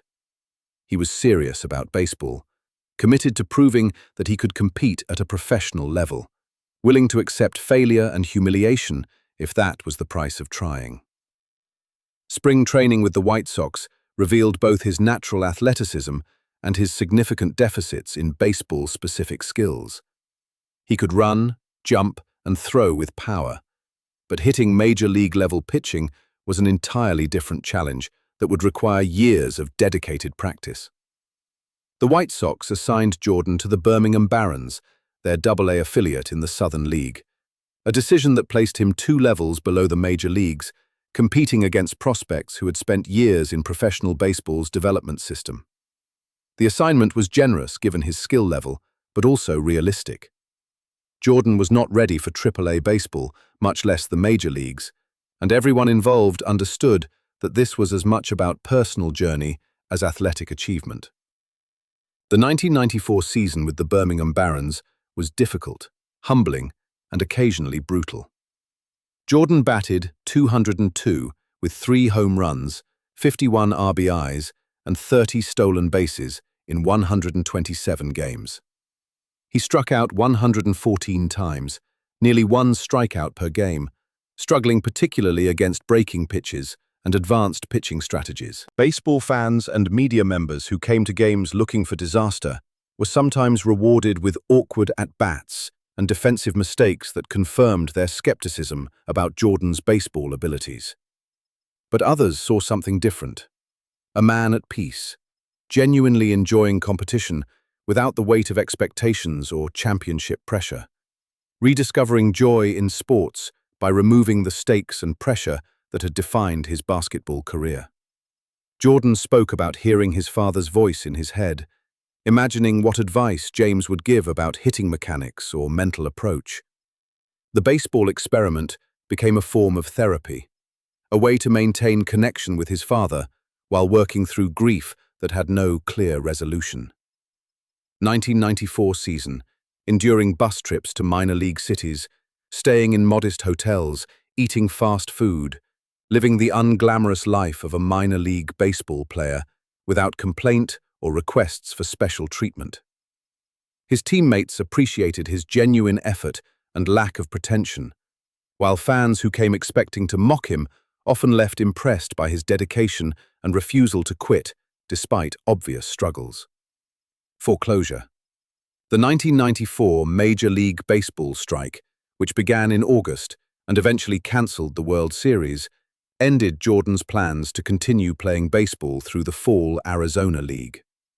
Without games to play, and with increasing realization that reaching the major leagues would require years of development he was not prepared to invest, Jordan began reconsidering his retirement from basketball.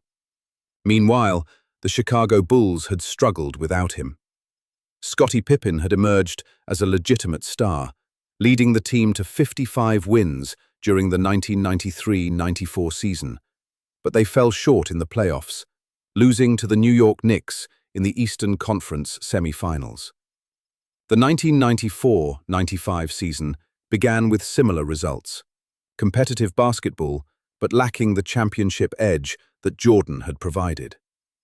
Pippen, frustrated by his contract situation and feeling underappreciated, publicly demanded a trade, threatening to force management's hand by creating drama and discord. Phil Jackson, still coaching the Bulls, was considering leaving after the season, frustrated by organizational tensions and uncertain whether he could continue coaching at the highest level without Jordan.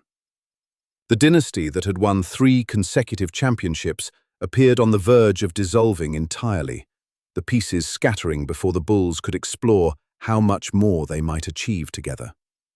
In early March 1995, Jordan began working out at the Bulls' practice facility, testing his basketball skills in private scrimmages while considering whether to return to the NBA.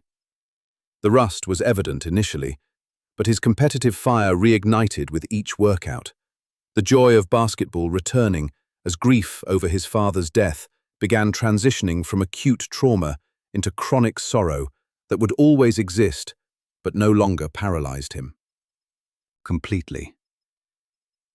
Breaking. On March 18, 1995, Jordan's agent, David Falk, distributed a 2-word press release to media outlets: "I'm back." Response was instantaneous and electric. News networks interrupted regular programming to report Jordan's return. The Bulls' next game suddenly became must-see television. Fans who had mourned his retirement celebrated his comeback with the kind of enthusiasm usually reserved for championship victories. The NBA had lost its brightest star and greatest attraction when Jordan retired. His return restored the league's marquee player and most compelling storyline. Jordan wore number 45 for his return, the number he had worn in high school before switching to 23 at North Carolina. He explained that number 23 belonged to the Michael Jordan who had last played with his father watching in the stands. Number 45 represented a new chapter, a return to basketball after loss and transformation. But the symbolism felt incomplete. He was still Michael Jordan, still the greatest player in the world, and eventually he would reclaim number 23. His first game back came against the Indiana Pacers at Market Square Arena.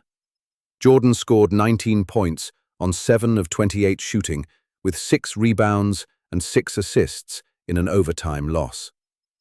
The rust was obvious, his timing off, his legs not quite responding the way they had before his 17-month absence. Reggie Miller, Indiana's star guard, acknowledged that Jordan was struggling to regain his rhythm while warning that it was only a matter of time before he returned to dominant form. The next weeks brought steady improvement. Jordan scored 55 points against the New York Knicks at Madison Square Garden, reminding everyone that his scoring ability remained transcendent, even if his overall game still needed refinement. The Bulls, who had been 34-31 before his return, won 13 of their final 17 games to secure the 5th seed in the Eastern Conference playoffs. But the playoff performance revealed that Jordan and the Bulls were not yet ready to reclaim their championship throne. They defeated the Charlotte Hornets in the first round, then faced a young, talented Orlando Magic team featuring Shaquille O'Neal and Penny Hardaway in the Eastern Conference semi-finals. Orlando won the series 4-2, with Jordan struggling at times to find his rhythm and the Bulls appearing one step behind the Magic's speed and youth. The disappointment of the playoff loss was acute, but Jordan understood what needed to be done. The summer of 1995 would not be a time for rest or vacation. Instead, he committed to the most intensive training regimen of his career, determined to return to championship form while addressing weaknesses that the Magic had exposed. He would reclaim number 23, rediscover his peak abilities, and lead the Bulls to heights even greater than what they had achieved during their first three-peat. The journey back to greatness had begun, but it would culminate in a season unlike any other in NBA history. A year of dominance so complete that it would redefine what excellence looked like in professional basketball. The greatest season. The 1995-96 NBA season approached with the Chicago Bulls carrying something different in their souls.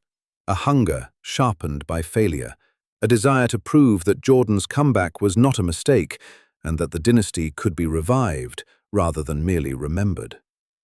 Michael Jordan spent the summer of 1995 working with personal trainer Tim Grover, pushing his body through punishing workouts designed to restore the explosiveness and stamina that had diminished during his baseball sabbatical. He trained with a fury that frightened observers, attacking weights and conditioning drills as though basketball itself had insulted him personally. Jordan reclaimed number 23, abandoning the number 45 experiment after Orlando Magic player Nick Anderson had mocked him during the playoff series, suggesting that Jordan wearing 45 was not the real Michael Jordan. The comment infuriated Jordan, triggering the kind of competitive rage that had defined his entire career. Number 23 returned, and with it came the most dominant version of Michael Jordan the basketball world had ever witnessed. The Bulls made a crucial addition during the offseason, acquiring Dennis Rodman from the San Antonio Spurs. Rodman was brilliant, eccentric and troubled, a defensive specialist and rebounding machine whose off-court behavior had made him radioactive to many teams. He dyed his hair in rainbow colors, disappeared to Las Vegas during the season without notice, and behaved in ways that seemed designed to generate headlines and controversy. But Phil Jackson understood that Rodman's basketball intelligence and defensive intensity were exactly what the Bulls needed to complement Jordan and Pippen. The combination of Jordan at peak form, Pippen as a legitimate second superstar, Rodman dominating the glass and defending elite scorers, and role players like Tony Kukoc, Ron Harper, and Steve Kerr executing their assignments with precision created something extraordinary. The Bulls opened the season winning their first 3 games, then won 8 more, then kept winning until the notion of them losing seemed almost absurd. They won 41 of their first 43 games, a pace of dominance unprecedented in modern NBA history. Opponents arrived at United Center or Chicago Stadium knowing they would probably lose, their confidence eroded before the opening tip by the Bulls' relentless excellence. Jordan averaged 30.4 points per game, his highest scoring average since before his retirement, while also elevating his defensive intensity and playmaking. Pippen contributed 19.4 points, 6.4 rebounds, and 5.9 assists, proving he could be a star while deferring to Jordan's ultimate leadership.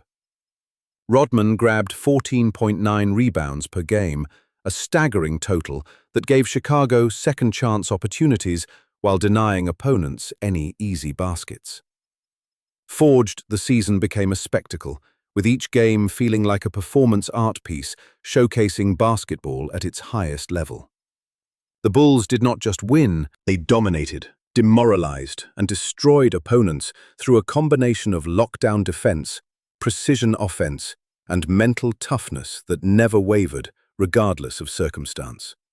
They lost only 10 games all season, finishing with a 72-10 record that broke the NBA single-season wins record of 69 set by the 1972 Los Angeles Lakers.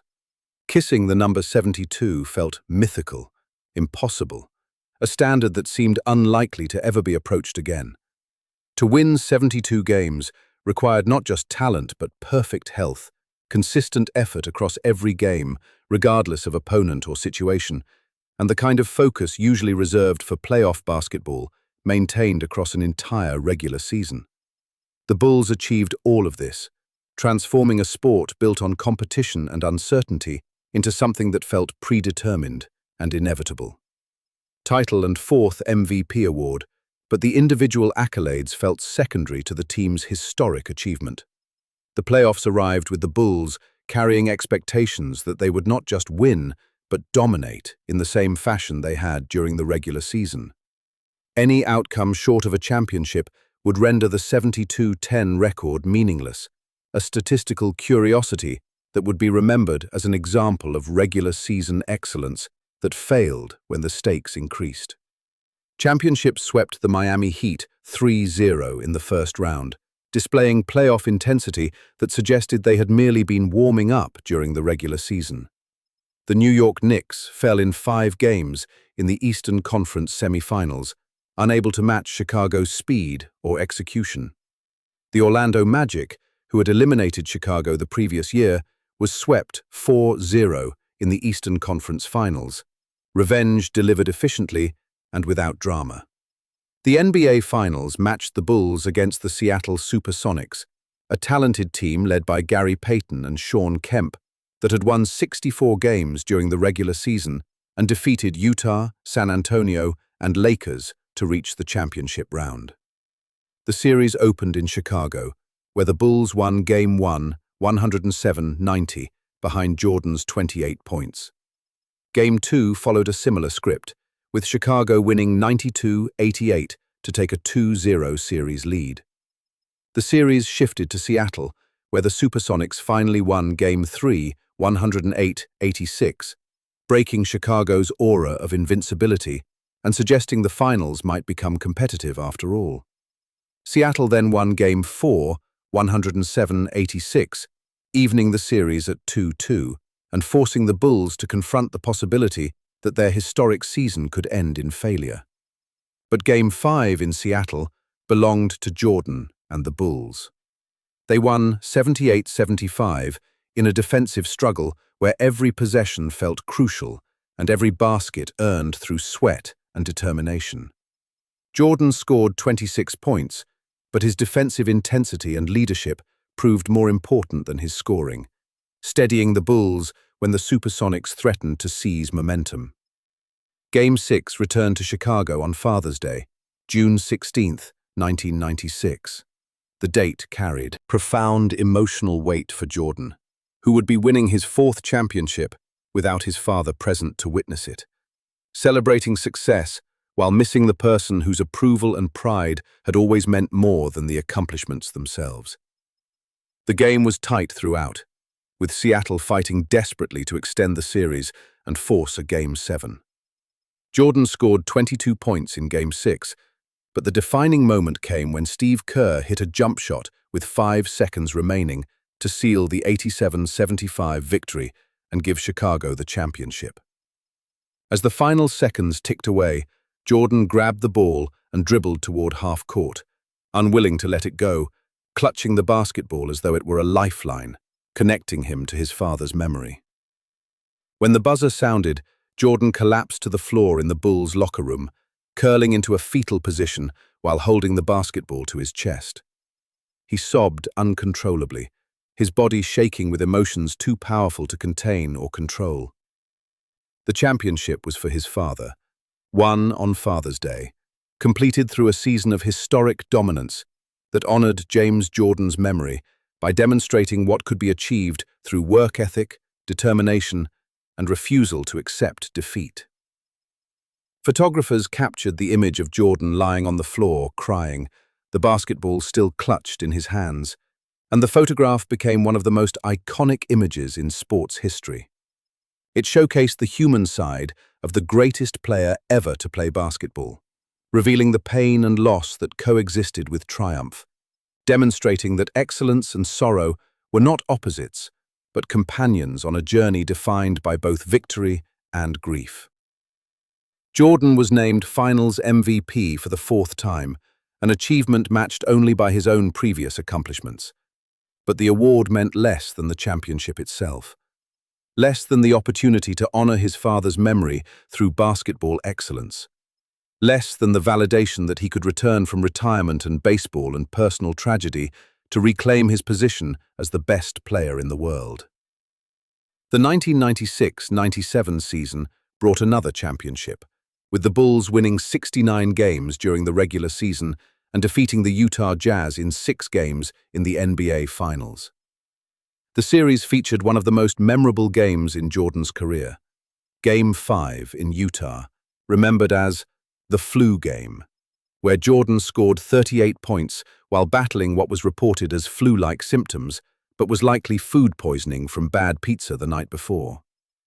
Jordan could barely stand during pre-game warm-ups, his body weak and dehydrated, his skin pale and his movements sluggish. Scottie Pippen later recalled that Jordan looked like he might collapse at any moment, that several teammates thought he should sit out the game and let the team try to win without him. But Jordan insisted on playing, understanding that the Bulls needed him and refusing to let physical illness prevent him from competing. The performance that followed was transcendent. Jordan scored 38 points in 44 minutes, hitting crucial shots throughout the game while visibly struggling with exhaustion and nausea. His legs seemed to give out at times, requiring Pippen to physically support him during timeouts. But he kept playing, kept shooting, kept willing his body to perform when every instinct screamed for rest. The Bulls won 90-88, taking a 3-2 series lead that they would convert to a championship 2 games later. Position: the 1997-98 season arrived with uncertainty hanging over the Bulls' dynasty. Phil Jackson announced it would be his final season coaching the team, regardless of outcome, unwilling to continue working under the organizational tensions created by general manager Jerry Krause. Scottie Pippen's contract situation remained unresolved, and he had stated this would likely be his final season in Chicago.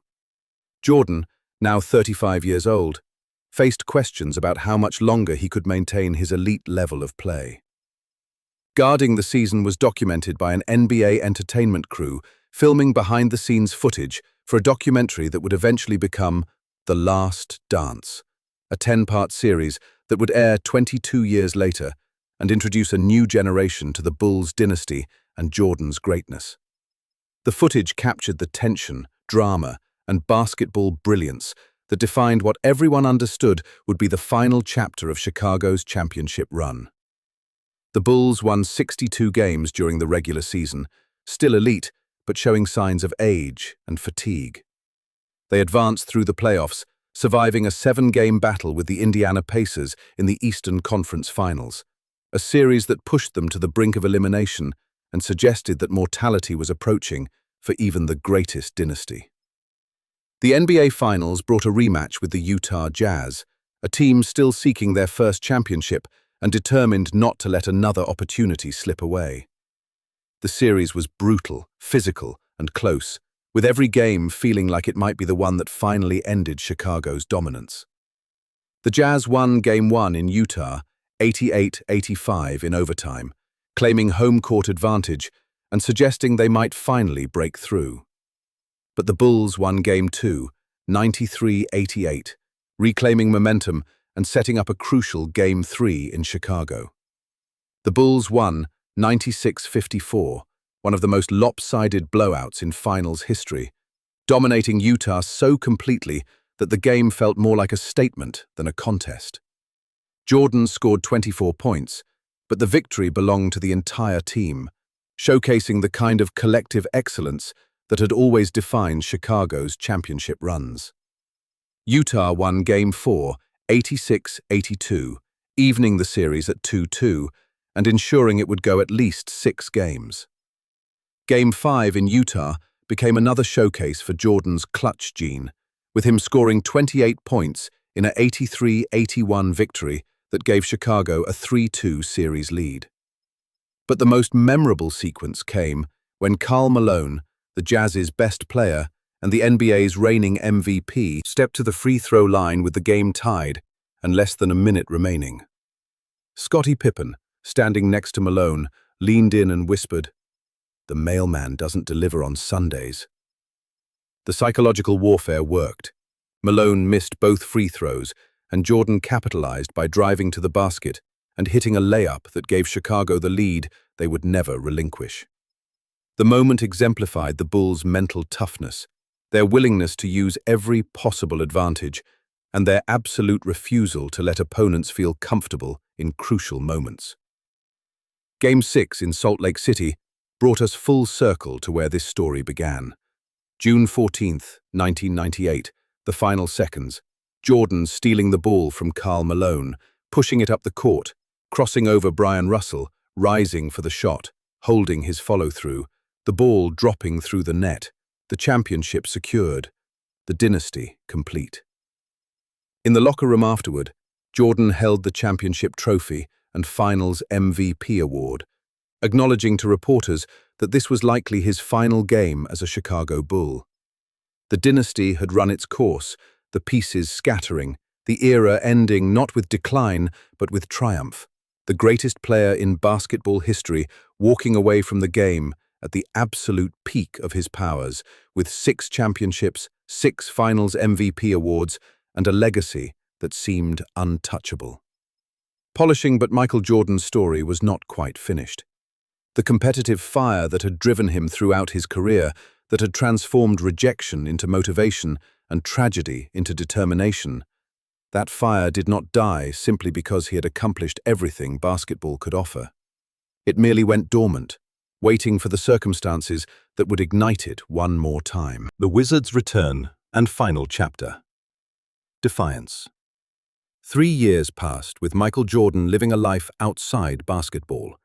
He pursued business ventures, spent time with his family, played golf with celebrities and business partners, and tried to convince himself that he was content without the sport that had defined him for nearly 2 decades. But the competitive fire within him never truly extinguished. It merely smoldered, waiting for oxygen to reignite it into something consuming and irresistible. In January 2000, Jordan became president of basketball operations for the Washington Wizards, also acquiring a minority ownership stake in the team. The role gave him power to shape a franchise, to build a roster, to prove that his basketball intelligence extended beyond playing to the executive side of the sport. He made aggressive moves, clearing salary cap space, drafting young prospects, and trying to establish a culture of winning in a franchise that had known mostly losing throughout its history. But sitting in an office, making phone calls and evaluating scouting reports felt insufficient, incomplete, a poor substitute for the competition that had given his life meaning. The itch to play returned gradually at first, then overwhelmed him with its intensity. He was only 38 years old, younger than several players still competing at high levels in the NBA. His body felt good, better than it had any right to feel given the punishment he had absorbed over 13 seasons. And most importantly, he believed he could still compete, still contribute, still show the young players dominating the headlines what excellence truly looked like. In September 2001, Jordan announced he would return to the NBA as a player for the Washington Wizards. The decision required him to sell his ownership stake, as league rules prohibited players from holding equity in any team while actively competing. He gave up power and financial interest to chase one more opportunity to play basketball at the highest level.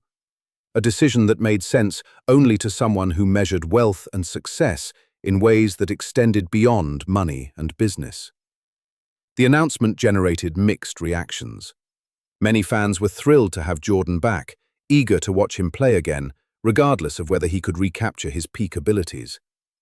But others questioned the wisdom of returning at age 38 to play for a mediocre team, risking his legacy by exposing himself to the kind of decline that comes for every athlete eventually. The phrase, "Jordan was better in baseball," emerged as dark humor, suggesting this comeback might be worse than his experiment in Birmingham. Confiscated Jordan's first season with the Wizards in 2001-02 revealed both his continued brilliance and his emerging limitations. He averaged 22.9 points per game, still elite production for a 38-year-old, but noticeably below the 30-plus points that had defined his prime. His explosiveness had diminished, forcing him to rely more on footwork, positioning, and basketball intelligence than pure athleticism. The aerial artistry that had earned him the nickname Air Jordan gave way to a more methodical, post-oriented game that showcased his complete mastery of basketball fundamentals. The most remarkable achievement came in December 2001 when Jordan scored 51 points against the Charlotte Hornets, becoming the oldest player ever to score 50-plus points in a game. The performance reminded everyone that while Father Time was undefeated, Jordan remained capable of moments of brilliance that transcended age and expectation. He made the All-Star game as a starter, earning his 14th selection based on fan voting that recognized both his legacy and his continued ability to captivate audiences. But injuries became a constant companion during his Wizards tenure. Jordan played 60 games in 2001-22, missing 22 contests due to a knee injury that eventually required surgery. The knee had absorbed decades of punishment, the cartilage degraded by countless jumps, cuts, and landings. Rest and treatment could manage the damage, but not reverse it. Reality finally imposing limitations that Jordan's will could not overcome. The 2002-03 season was announced in advance as Jordan's final campaign. At 39 years old, he understood that his body could no longer sustain the rigors of professional basketball beyond one more season. The games became farewell tours, with opposing arenas filling up to capacity whenever the Wizards visited, fans wanting one final glimpse of the greatest player they would ever witness. Joe 20 points per game in 2002-03, the only season of his career where he failed to average at least 20.1 points. The decline was evident to anyone paying attention, manifested not just in statistics, but in the way he moved, the reduced explosiveness on drives to the basket, the increased reliance on jump shots rather than attacks at the rim. But he remained productive, still competitive, still capable of games where the old Jordan emerged for stretches and reminded everyone what greatness looked like. His final All-Star appearance in Atlanta was orchestrated as a celebration of his career.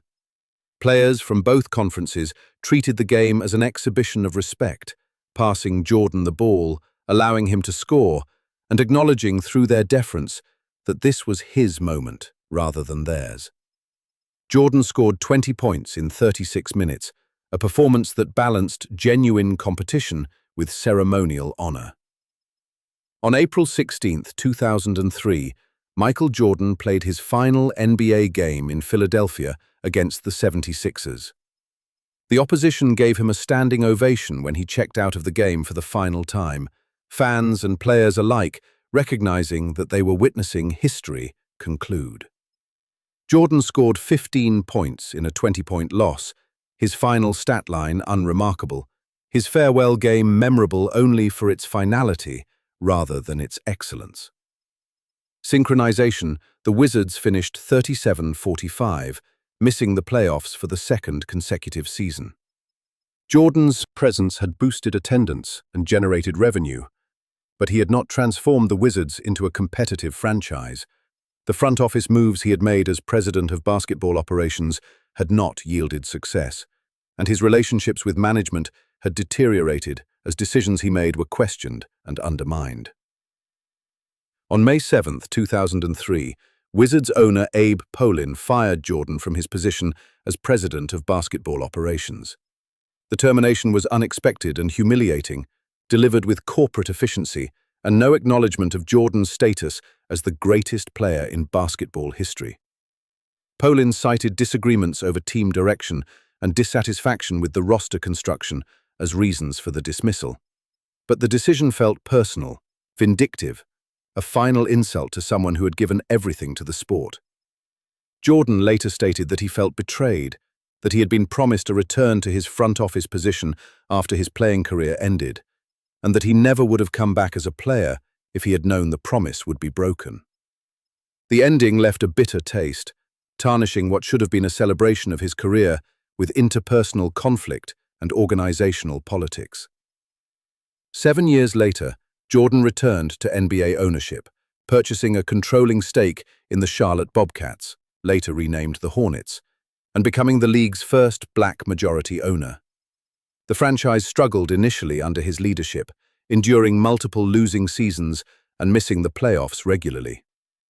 Critics questioned Jordan's ability to evaluate talent and build winning teams, suggesting that his greatness as a player did not translate to success as an executive. But Jordan remained committed to Charlotte, invested in the community, and worked to build sustainable success rather than chasing quick fixes. The Hornets gradually improved, making the playoffs multiple times during the 2010s and establishing themselves as a competitive franchise.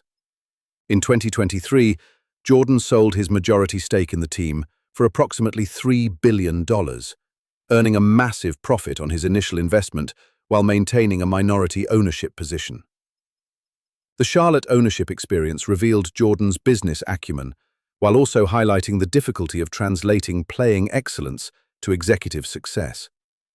Building a championship team required different skills than winning championships as a player, demanded patience rather than dominance, and involved delegating authority to others rather than imposing will through individual brilliance. Jordan learned these lessons gradually, sometimes painfully, accepting that greatness in one arena did not guarantee greatness in another. Beyond basketball, Jordan built an empire through strategic business decisions and brand management.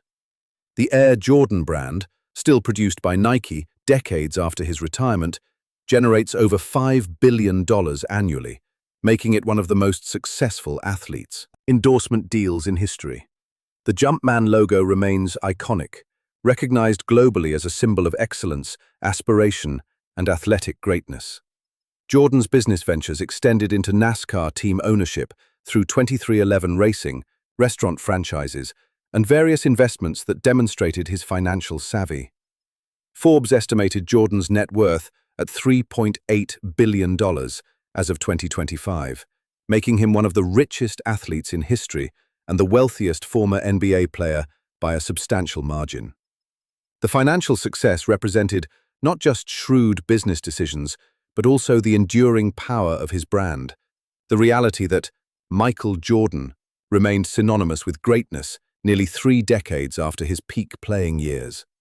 But for Jordan, the final chapters of his basketball story, from the Wizards' comeback to the Charlotte ownership tenure, always felt incomplete compared to the championships, the dominance, the era when he was unquestionably the best player on the planet. The competitive fire that had driven him throughout his career never found equivalent satisfaction in executive decisions or business victories. Nothing matched the feeling of hitting the game-winning shot, of standing on the court holding the championship trophy, of knowing that he had conquered every opponent and overcome every obstacle through talent, determination, and absolute refusal to accept defeat. Groundbreaking during his later years, Jordan occasionally expressed regret about the Wizards' comeback, suggesting that the risk to his legacy was not worth the satisfaction of playing again. But those comments always felt like revisionist history, attempts to rationalize a decision that was never about logic or legacy protection. Jordan came back because he needed to compete, because sitting in executive offices felt like death by comfort, because the fire within him demanded outlet, regardless of age or circumstances. The Wizards' tenure did not tarnish his legacy as much as his critics predicted. Yes, he averaged only 21.5 points per game across 2 seasons. Yes, the Wizards missed the playoffs both years. Yes, he looked human in ways that prime Jordan never had, vulnerable to time and injury like every other athlete. But none of that diminished what he had accomplished from 1984 to 1998. The 6 championships, the Finals MVP awards, the scoring titles, the defensive excellence, the cultural impact that extended far beyond basketball. Michael Jordan retired for the 3rd and final time in April 2003, walking away from the sport not with triumph as he had in 1998, but with disappointment, bitterness, and the understanding that endings are rarely perfect. But his legacy was secure, his place in history established beyond question, his impact on basketball and global culture permanent and profound. The statistical record speaks for itself. 6 NBA championships, 6 Finals MVP awards, 5 regular season MVP awards, 10 scoring titles, 14 All-Star selections, induction into the Basketball Hall of Fame, and a career scoring average of 30.1 points per game, the highest in NBA history. But the numbers, as impressive as they are, capture only part of Jordan's significance. The empire beyond the court. Telecommunications. Christian Jordan's impact transcended basketball in ways that no athlete before him had achieved and few since have approached. He became more than a player, more than a champion, more than even the greatest practitioner of his sport. He became a global brand, a cultural icon, a symbol of excellence that resonated across continents, languages, and generations. Understanding his legacy requires examining not just what he did on the basketball court, but how his influence rippled outward, transforming sports marketing, elevating the NBA into a global entertainment empire, and redefining what it meant to be an athlete in the modern era. The partnership with Nike that began in 1984 revolutionized the relationship between athletes and corporations. Before Jordan, most player endorsement deals involved wearing a company's shoes and appearing in occasional advertisements for modest compensation. But the Air Jordan brand transformed this model into something unprecedented. A signature line with its own design aesthetic, marketing strategy, and cultural identity, separate from both Nike's broader brand and Jordan's playing career. The Air Jordan 1, released in 1985, with its banned red and black colorway, generated $126 million in revenue during its first year, obliterating Nike's projections and establishing basketball shoes as fashion items rather than merely athletic equipment. The subsequent releases, from the Air Jordan 3, featuring the iconic Jumpman logo, designed by Tinker Hatfield, to the Air Jordan 11, with its patent leather construction, became cultural phenomena that transcended sport entirely. Sneaker culture, as we understand it today, largely emerged from the Air Jordan phenomenon. Collectors who camped outside stores for days to purchase limited releases, resellers who treated rare sneakers as investment vehicles, and teenagers who viewed their shoe choices as expressions of identity and aspiration, all trace their origins to the Air Jordan brand's influence. The shoes became status symbols in urban communities, markers of cool that sometimes tragically led to violence, as some individuals would rob or even kill for a pair of Jordans. Jordan's influence on the global expansion of the NBA cannot be overstated. The league had attempted international growth throughout the 1980s with limited success. But Jordan's arrival changed everything. His highlight reel dunks, competitive intensity, and championship success created compelling narratives that translated across language barriers. The 1992 Olympics in Barcelona, where Jordan played for the Dream Team alongside Magic Johnson, Larry Bird, and other NBA legends, introduced him to billions of viewers worldwide who watched the United States dominate international competition while playing basketball that looked more like art than sport.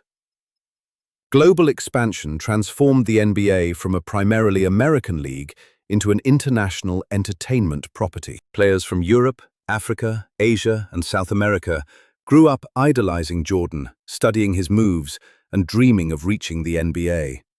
The influx of international talent that would redefine the league in the 21st century, from Dirk Nowitzki to Giannis Antetokounmpo to Nikola Jokic, all traced their basketball origins to watching Jordan on television or bootleg VHS tapes, learning from his mastery and believing that excellence could be achieved regardless of where you were born. Jordan's marketing appeal extended beyond basketball shoes and game highlights. His partnership with Gatorade produced the Be Like Mike campaign, one of the most successful advertising campaigns in history. The commercial's simple message that drinking Gatorade could help you emulate Jordan's athletic achievements resonated with consumers who understood the absurdity of the premise while appreciating the aspirational quality of associating themselves with excellence. The campaign made Gatorade synonymous with sports performance drinks and demonstrated Jordan's ability to sell products beyond athletic equipment. The 1996 film Space Jam, which featured Jordan playing basketball alongside Looney Tunes characters, became a box office success despite mixed critical reviews. The movie grossed $230 million worldwide and generated over $1 billion in merchandise sales, demonstrating Jordan's crossover appeal to audiences that had no particular interest in basketball. Children who were too young to appreciate his athletic achievements loved him for his personality and charisma displayed in the film, expanding his demographic reach beyond sports fans into mainstream entertainment. But Jordan's influence on future athletes might be his most significant legacy beyond his playing career. Before Jordan, most professional athletes were content to earn their salaries and perhaps secure a few modest endorsement deals.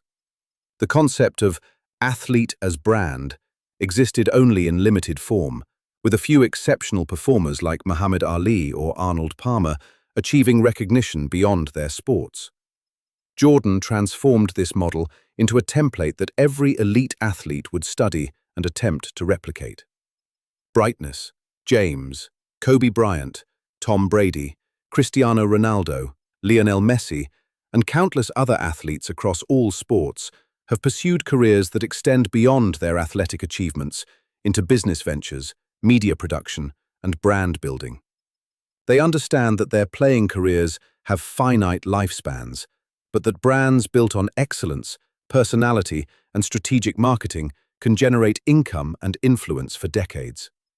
Jordan provided the roadmap for this approach, demonstrating that athletes could be CEOs of their own empires rather than merely employees of franchises or leagues. The competitive mentality Jordan displayed also influenced how subsequent generations approached sports. His practice habits, his refusal to accept defeat, his willingness to sacrifice comfort for improvement, and his ability to perform under maximum pressure became the standard against which elite competitors measured themselves. Kobe Bryant famously modeled his entire approach to basketball on Jordan's methods, studying video of Jordan's footwork and shot mechanics, adopting his practice routines, and even copying his mannerisms and style of play. But Jordan's influence was not entirely positive. His ruthless competitiveness sometimes manifested as cruel treatment of teammates, verbal abuse disguised as motivation, and an inability to accept that others might not share his obsessive dedication to basketball. Stories emerged of Jordan humiliating teammates in practice, gambling excessively on everything from cards to golf to competitive drills, and maintaining grudges against players and coaches who he felt had disrespected him. His Hall of Fame induction speech in 2009 was criticized for its focus on settling scores and highlighting perceived slights rather than celebrating basketball and those who had supported him. The gambler side of Jordan's personality has generated controversy and speculation throughout his career. During the 1993 playoffs, Jordan was seen gambling in Atlantic City the night before a crucial game, raising questions about his priorities and judgment. His father, James, was involved in helping Michael manage gambling debts and disputes before his murder, though no evidence ever connected his gambling to his father's death. These incidents suggested that Jordan's competitive fire extended into problematic areas, that his need to compete and win applied to activities beyond basketball in ways that could be destructive. Jordan's business acumen, while successful overall, also included questionable decisions and associations. His ownership of the Charlotte Hornets was marked by a reputation for being difficult to work with, making poor personnel decisions based on loyalty rather than merit, and being unwilling to spend the money necessary to compete for championships, despite his vast personal wealth. The team's struggles during his ownership raised questions about whether his greatness as a player had created blind spots in his ability to evaluate talent and build organizational cultures. Proportional and controversies, while real and significant, do not diminish Jordan's overall impact on basketball and global sports culture. He elevated the NBA from a league struggling with drug scandals and limited mainstream appeal in the early 1980s into a global entertainment phenomenon valued at billions of dollars. He proved that individual athletes could become brands as valuable as the teams they played for or the leagues they competed in. He demonstrated that excellence pursued with absolute commitment could generate financial rewards extending far beyond playing contracts. Jordan's influence on fashion extended beyond sneakers into broader style choices. His preference for baggy shorts, which he wore throughout his career to hide the North Carolina shorts he wore underneath for good luck, influenced basketball fashion worldwide as players adopted longer, looser shorts in imitation. His clean-shaven head, adopted after his hairline began receding, became a signature look copied by athletes and non-athletes alike. His preference for tailored suits and upscale casual wear established him as a style icon whose fashion choices influenced menswear trends. Clang, the Jordan brand, now operating as a division within Nike, generates approximately $5 billion annually in revenue. The brand sponsors athletes across multiple sports, has expanded into apparel beyond footwear, and maintains cultural relevance decades after Jordan's final game. The Jumpman logo rivals Nike's own swoosh in recognition, representing not just a shoe company, but an ethos of excellence, aspiration, and competitive greatness. Jordan's philanthropic efforts, while often conducted with less publicity than his business ventures, have contributed hundreds of millions of dollars to education, healthcare, and social justice causes. His $100 million pledge in 2020 toward racial equality and social justice initiatives demonstrated an evolution in his public stance on political and social issues, which had previously been largely silent. His funding of medical clinics in his hometown of Wilmington showed connection to his roots and commitment to improving healthcare access for underserved communities. The Netflix documentary, The Last Dance, which aired in 2020 during the COVID-19 pandemic, introduced Jordan to a new generation that had never watched him play. The 10-part series became a global phenomenon, generating billions of social media impressions and reigniting debates about Jordan's place in basketball history. For young viewers who had only heard stories about Jordan's greatness, the documentary provided visual evidence that supported the mythology, showcasing not just his skill, but his competitive fire, leadership, and ability to perform under maximum pressure. The documentary also revealed Jordan's complexity as a person: brilliant but ruthless, charismatic but aloof, generous but selfish, human but somehow transcendent. The portrayal was not entirely flattering, showing his sometimes cruel treatment of teammates and his obsessive grudge-holding, but it also demonstrated that his greatness required those qualities, that the relentless pursuit of excellence demanded sacrifices and behaviors that would be intolerable in most contexts, but proved necessary for achieving what he accomplished. The question of greatest of all time generates endless debate among basketball fans, with LeBron James supporters pointing to his statistical longevity, all-around game, and finals appearances to argue for his supremacy. Others cite Bill Russell's 11 championships, or Kareem Abdul-Jabbar's scoring record, or Magic Johnson's versatility. But these debates, while entertaining, miss the essential point about Jordan's legacy. He did not just dominate his era, but defined what excellence looked like, established standards that all subsequent players would be measured against, and transformed basketball from a sport into a global cultural phenomenon. When young players around the world first pick up a basketball, they do not imagine becoming Bill Russell or Wilt Chamberlain or even LeBron James. They imagine being Michael Jordan, tongue out, rising for a game-winning shot with millions watching, delivering in the moment when everything hangs in the balance. That image, that aspiration, that standard of clutch performance and competitive greatness is Jordan's most enduring legacy, more valuable than championships or scoring titles or business empires. The eternal flame. Antarctic statue stands outside the United Center in Chicago, bronze and imposing, capturing Michael Jordan in mid-flight with his right arm extended and the ball gripped in his palm, frozen at the moment of ultimate expression. Fans gather around it constantly, taking photographs, touching the base for luck, standing in silent appreciation of what it represents. But no statue, no matter how skillfully crafted, can truly capture what Jordan meant and continues to mean. 23 was retired, not just by the Chicago Bulls, but also by the Miami Heat, a team he never played for, in recognition that some individuals transcend team boundaries and belong to the sport itself rather than any particular franchise.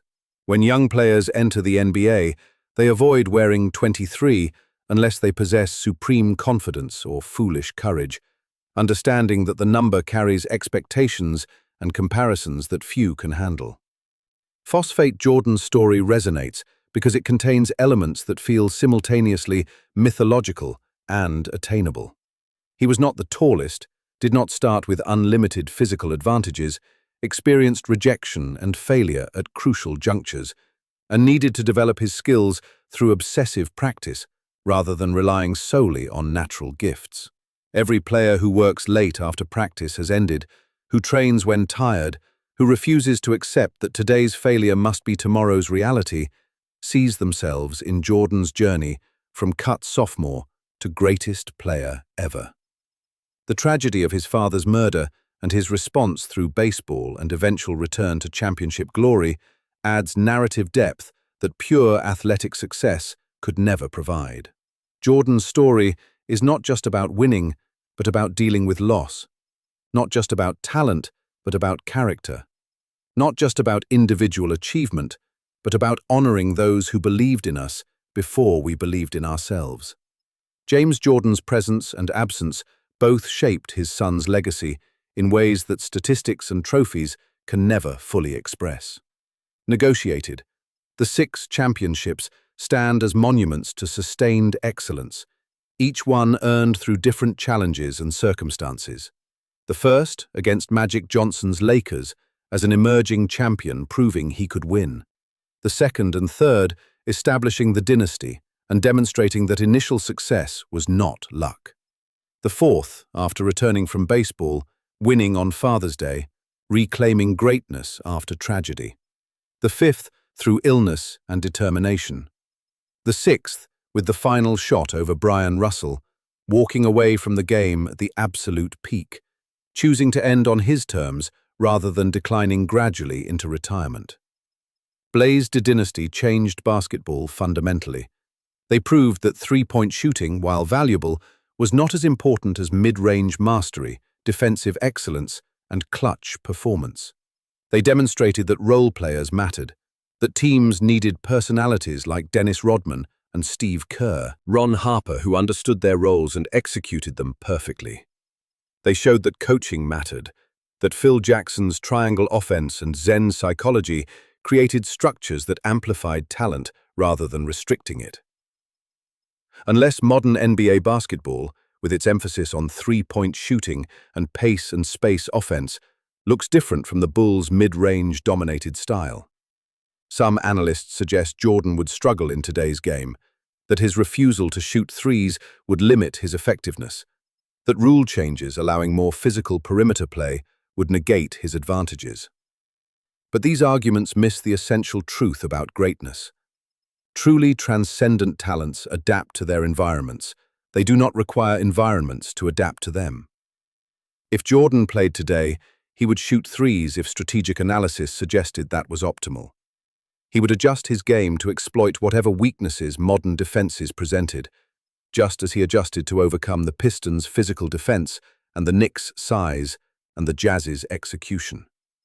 His competitive intelligence and willingness to work extended beyond physical skills into strategic adaptation, constantly studying opponents and finding edges that other players overlooked or dismissed as insignificant.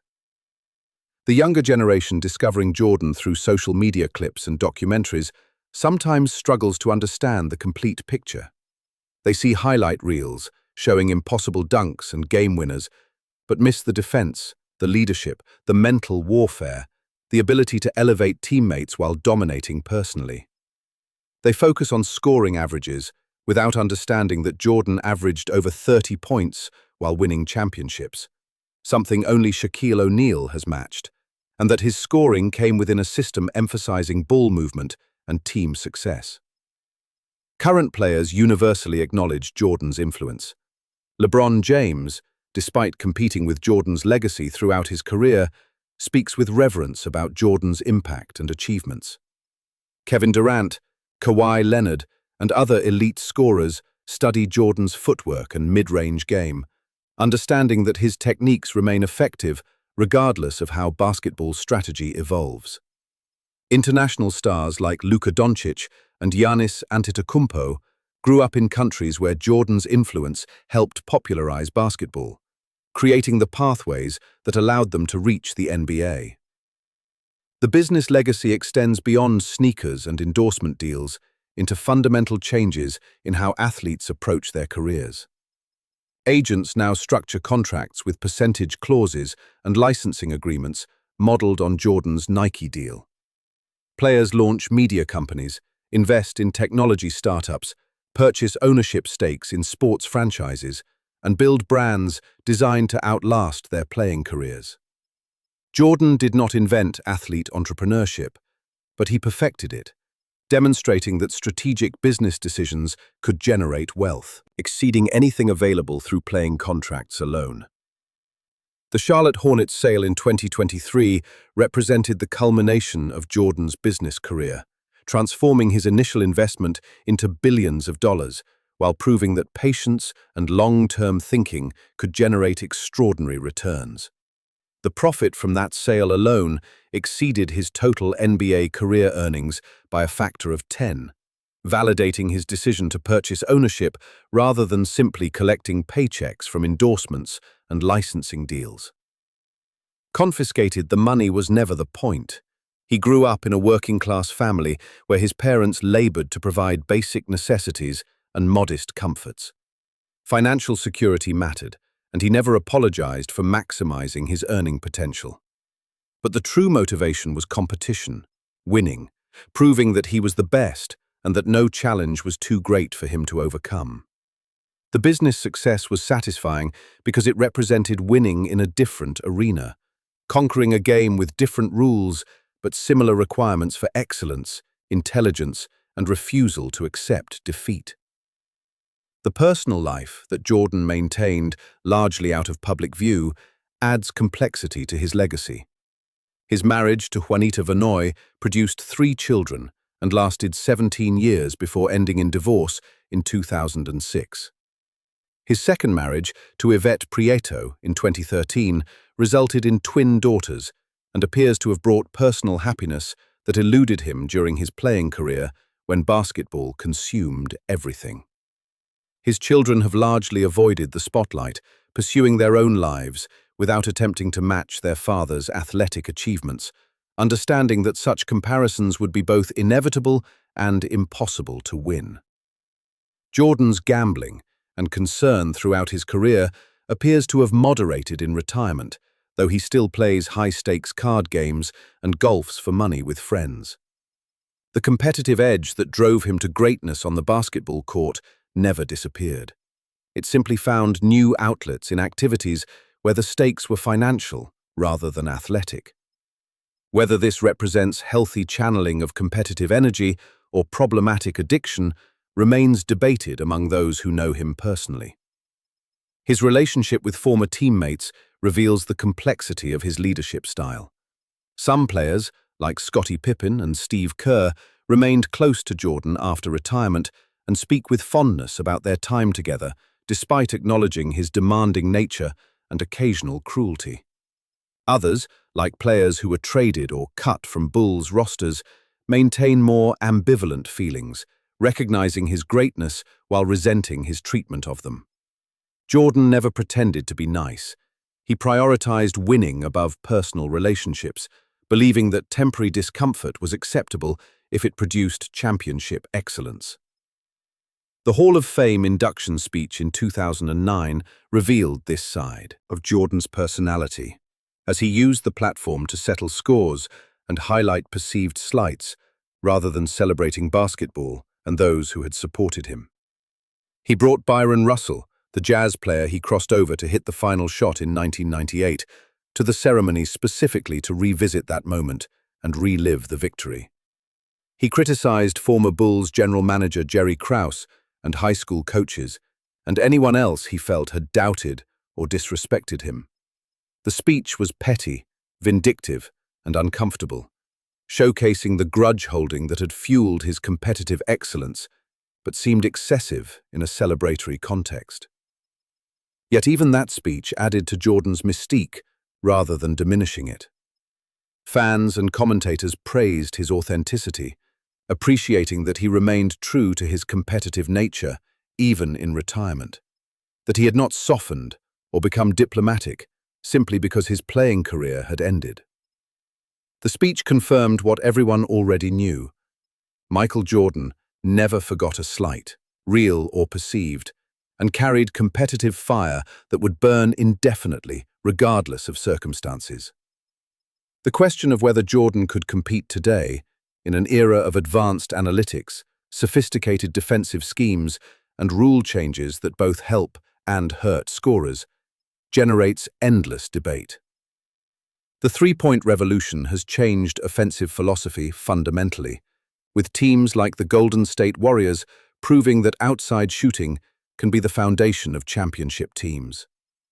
Would Jordan's mid-range heavy game translate to modern efficiency-obsessed basketball?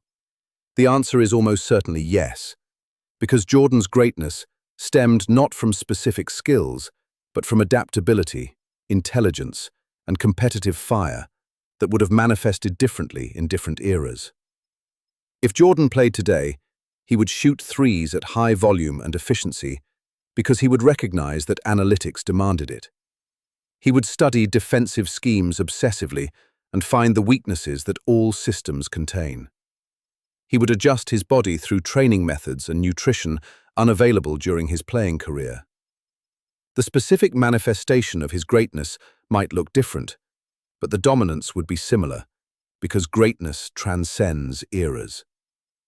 The legacy Michael Jordan leaves extends beyond championships, beyond business success, beyond cultural impact, into something more fundamental about human potential and the pursuit of excellence.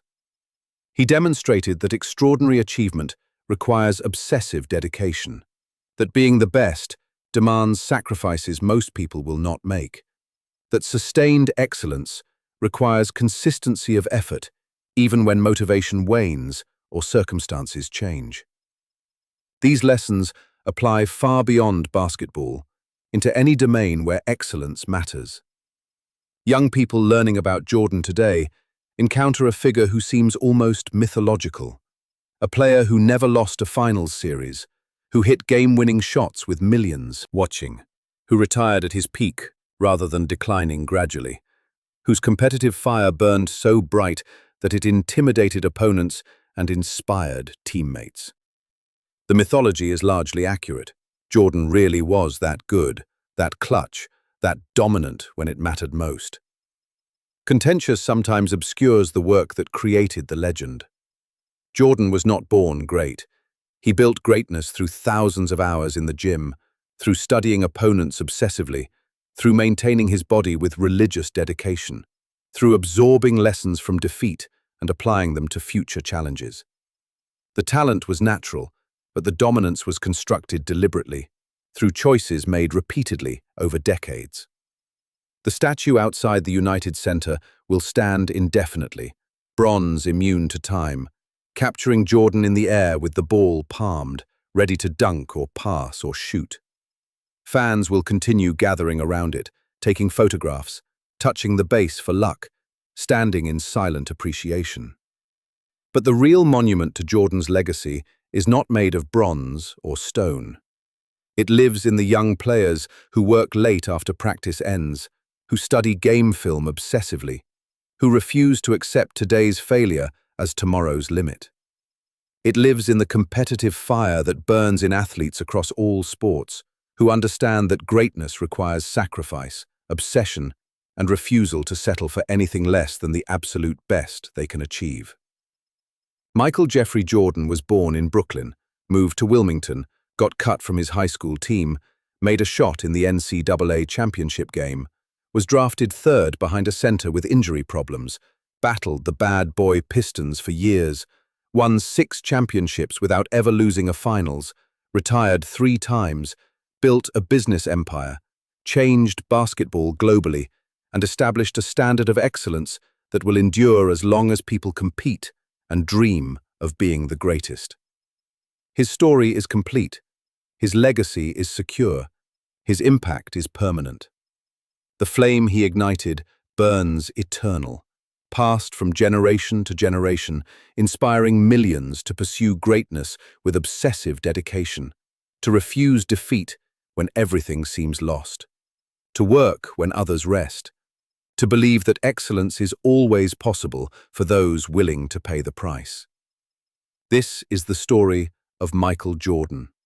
This is the legend of the greatest to ever play basketball. This is the epic of a boy from Wilmington who became immortal, who showed the world what human potential looks like when talent meets obsession, when tragedy forges determination, when competitive fire burns bright enough to illuminate an entire era. The game goes on. New stars emerge, records fall. But the standard Michael Jordan established endures, the measuring stick against which all future greatness will be evaluated. The name that will always mean excellence, clutch performance, and refusal to accept anything less than championship glory. His airness. MJ, number 23, the greatest of all time. Michael Jordan.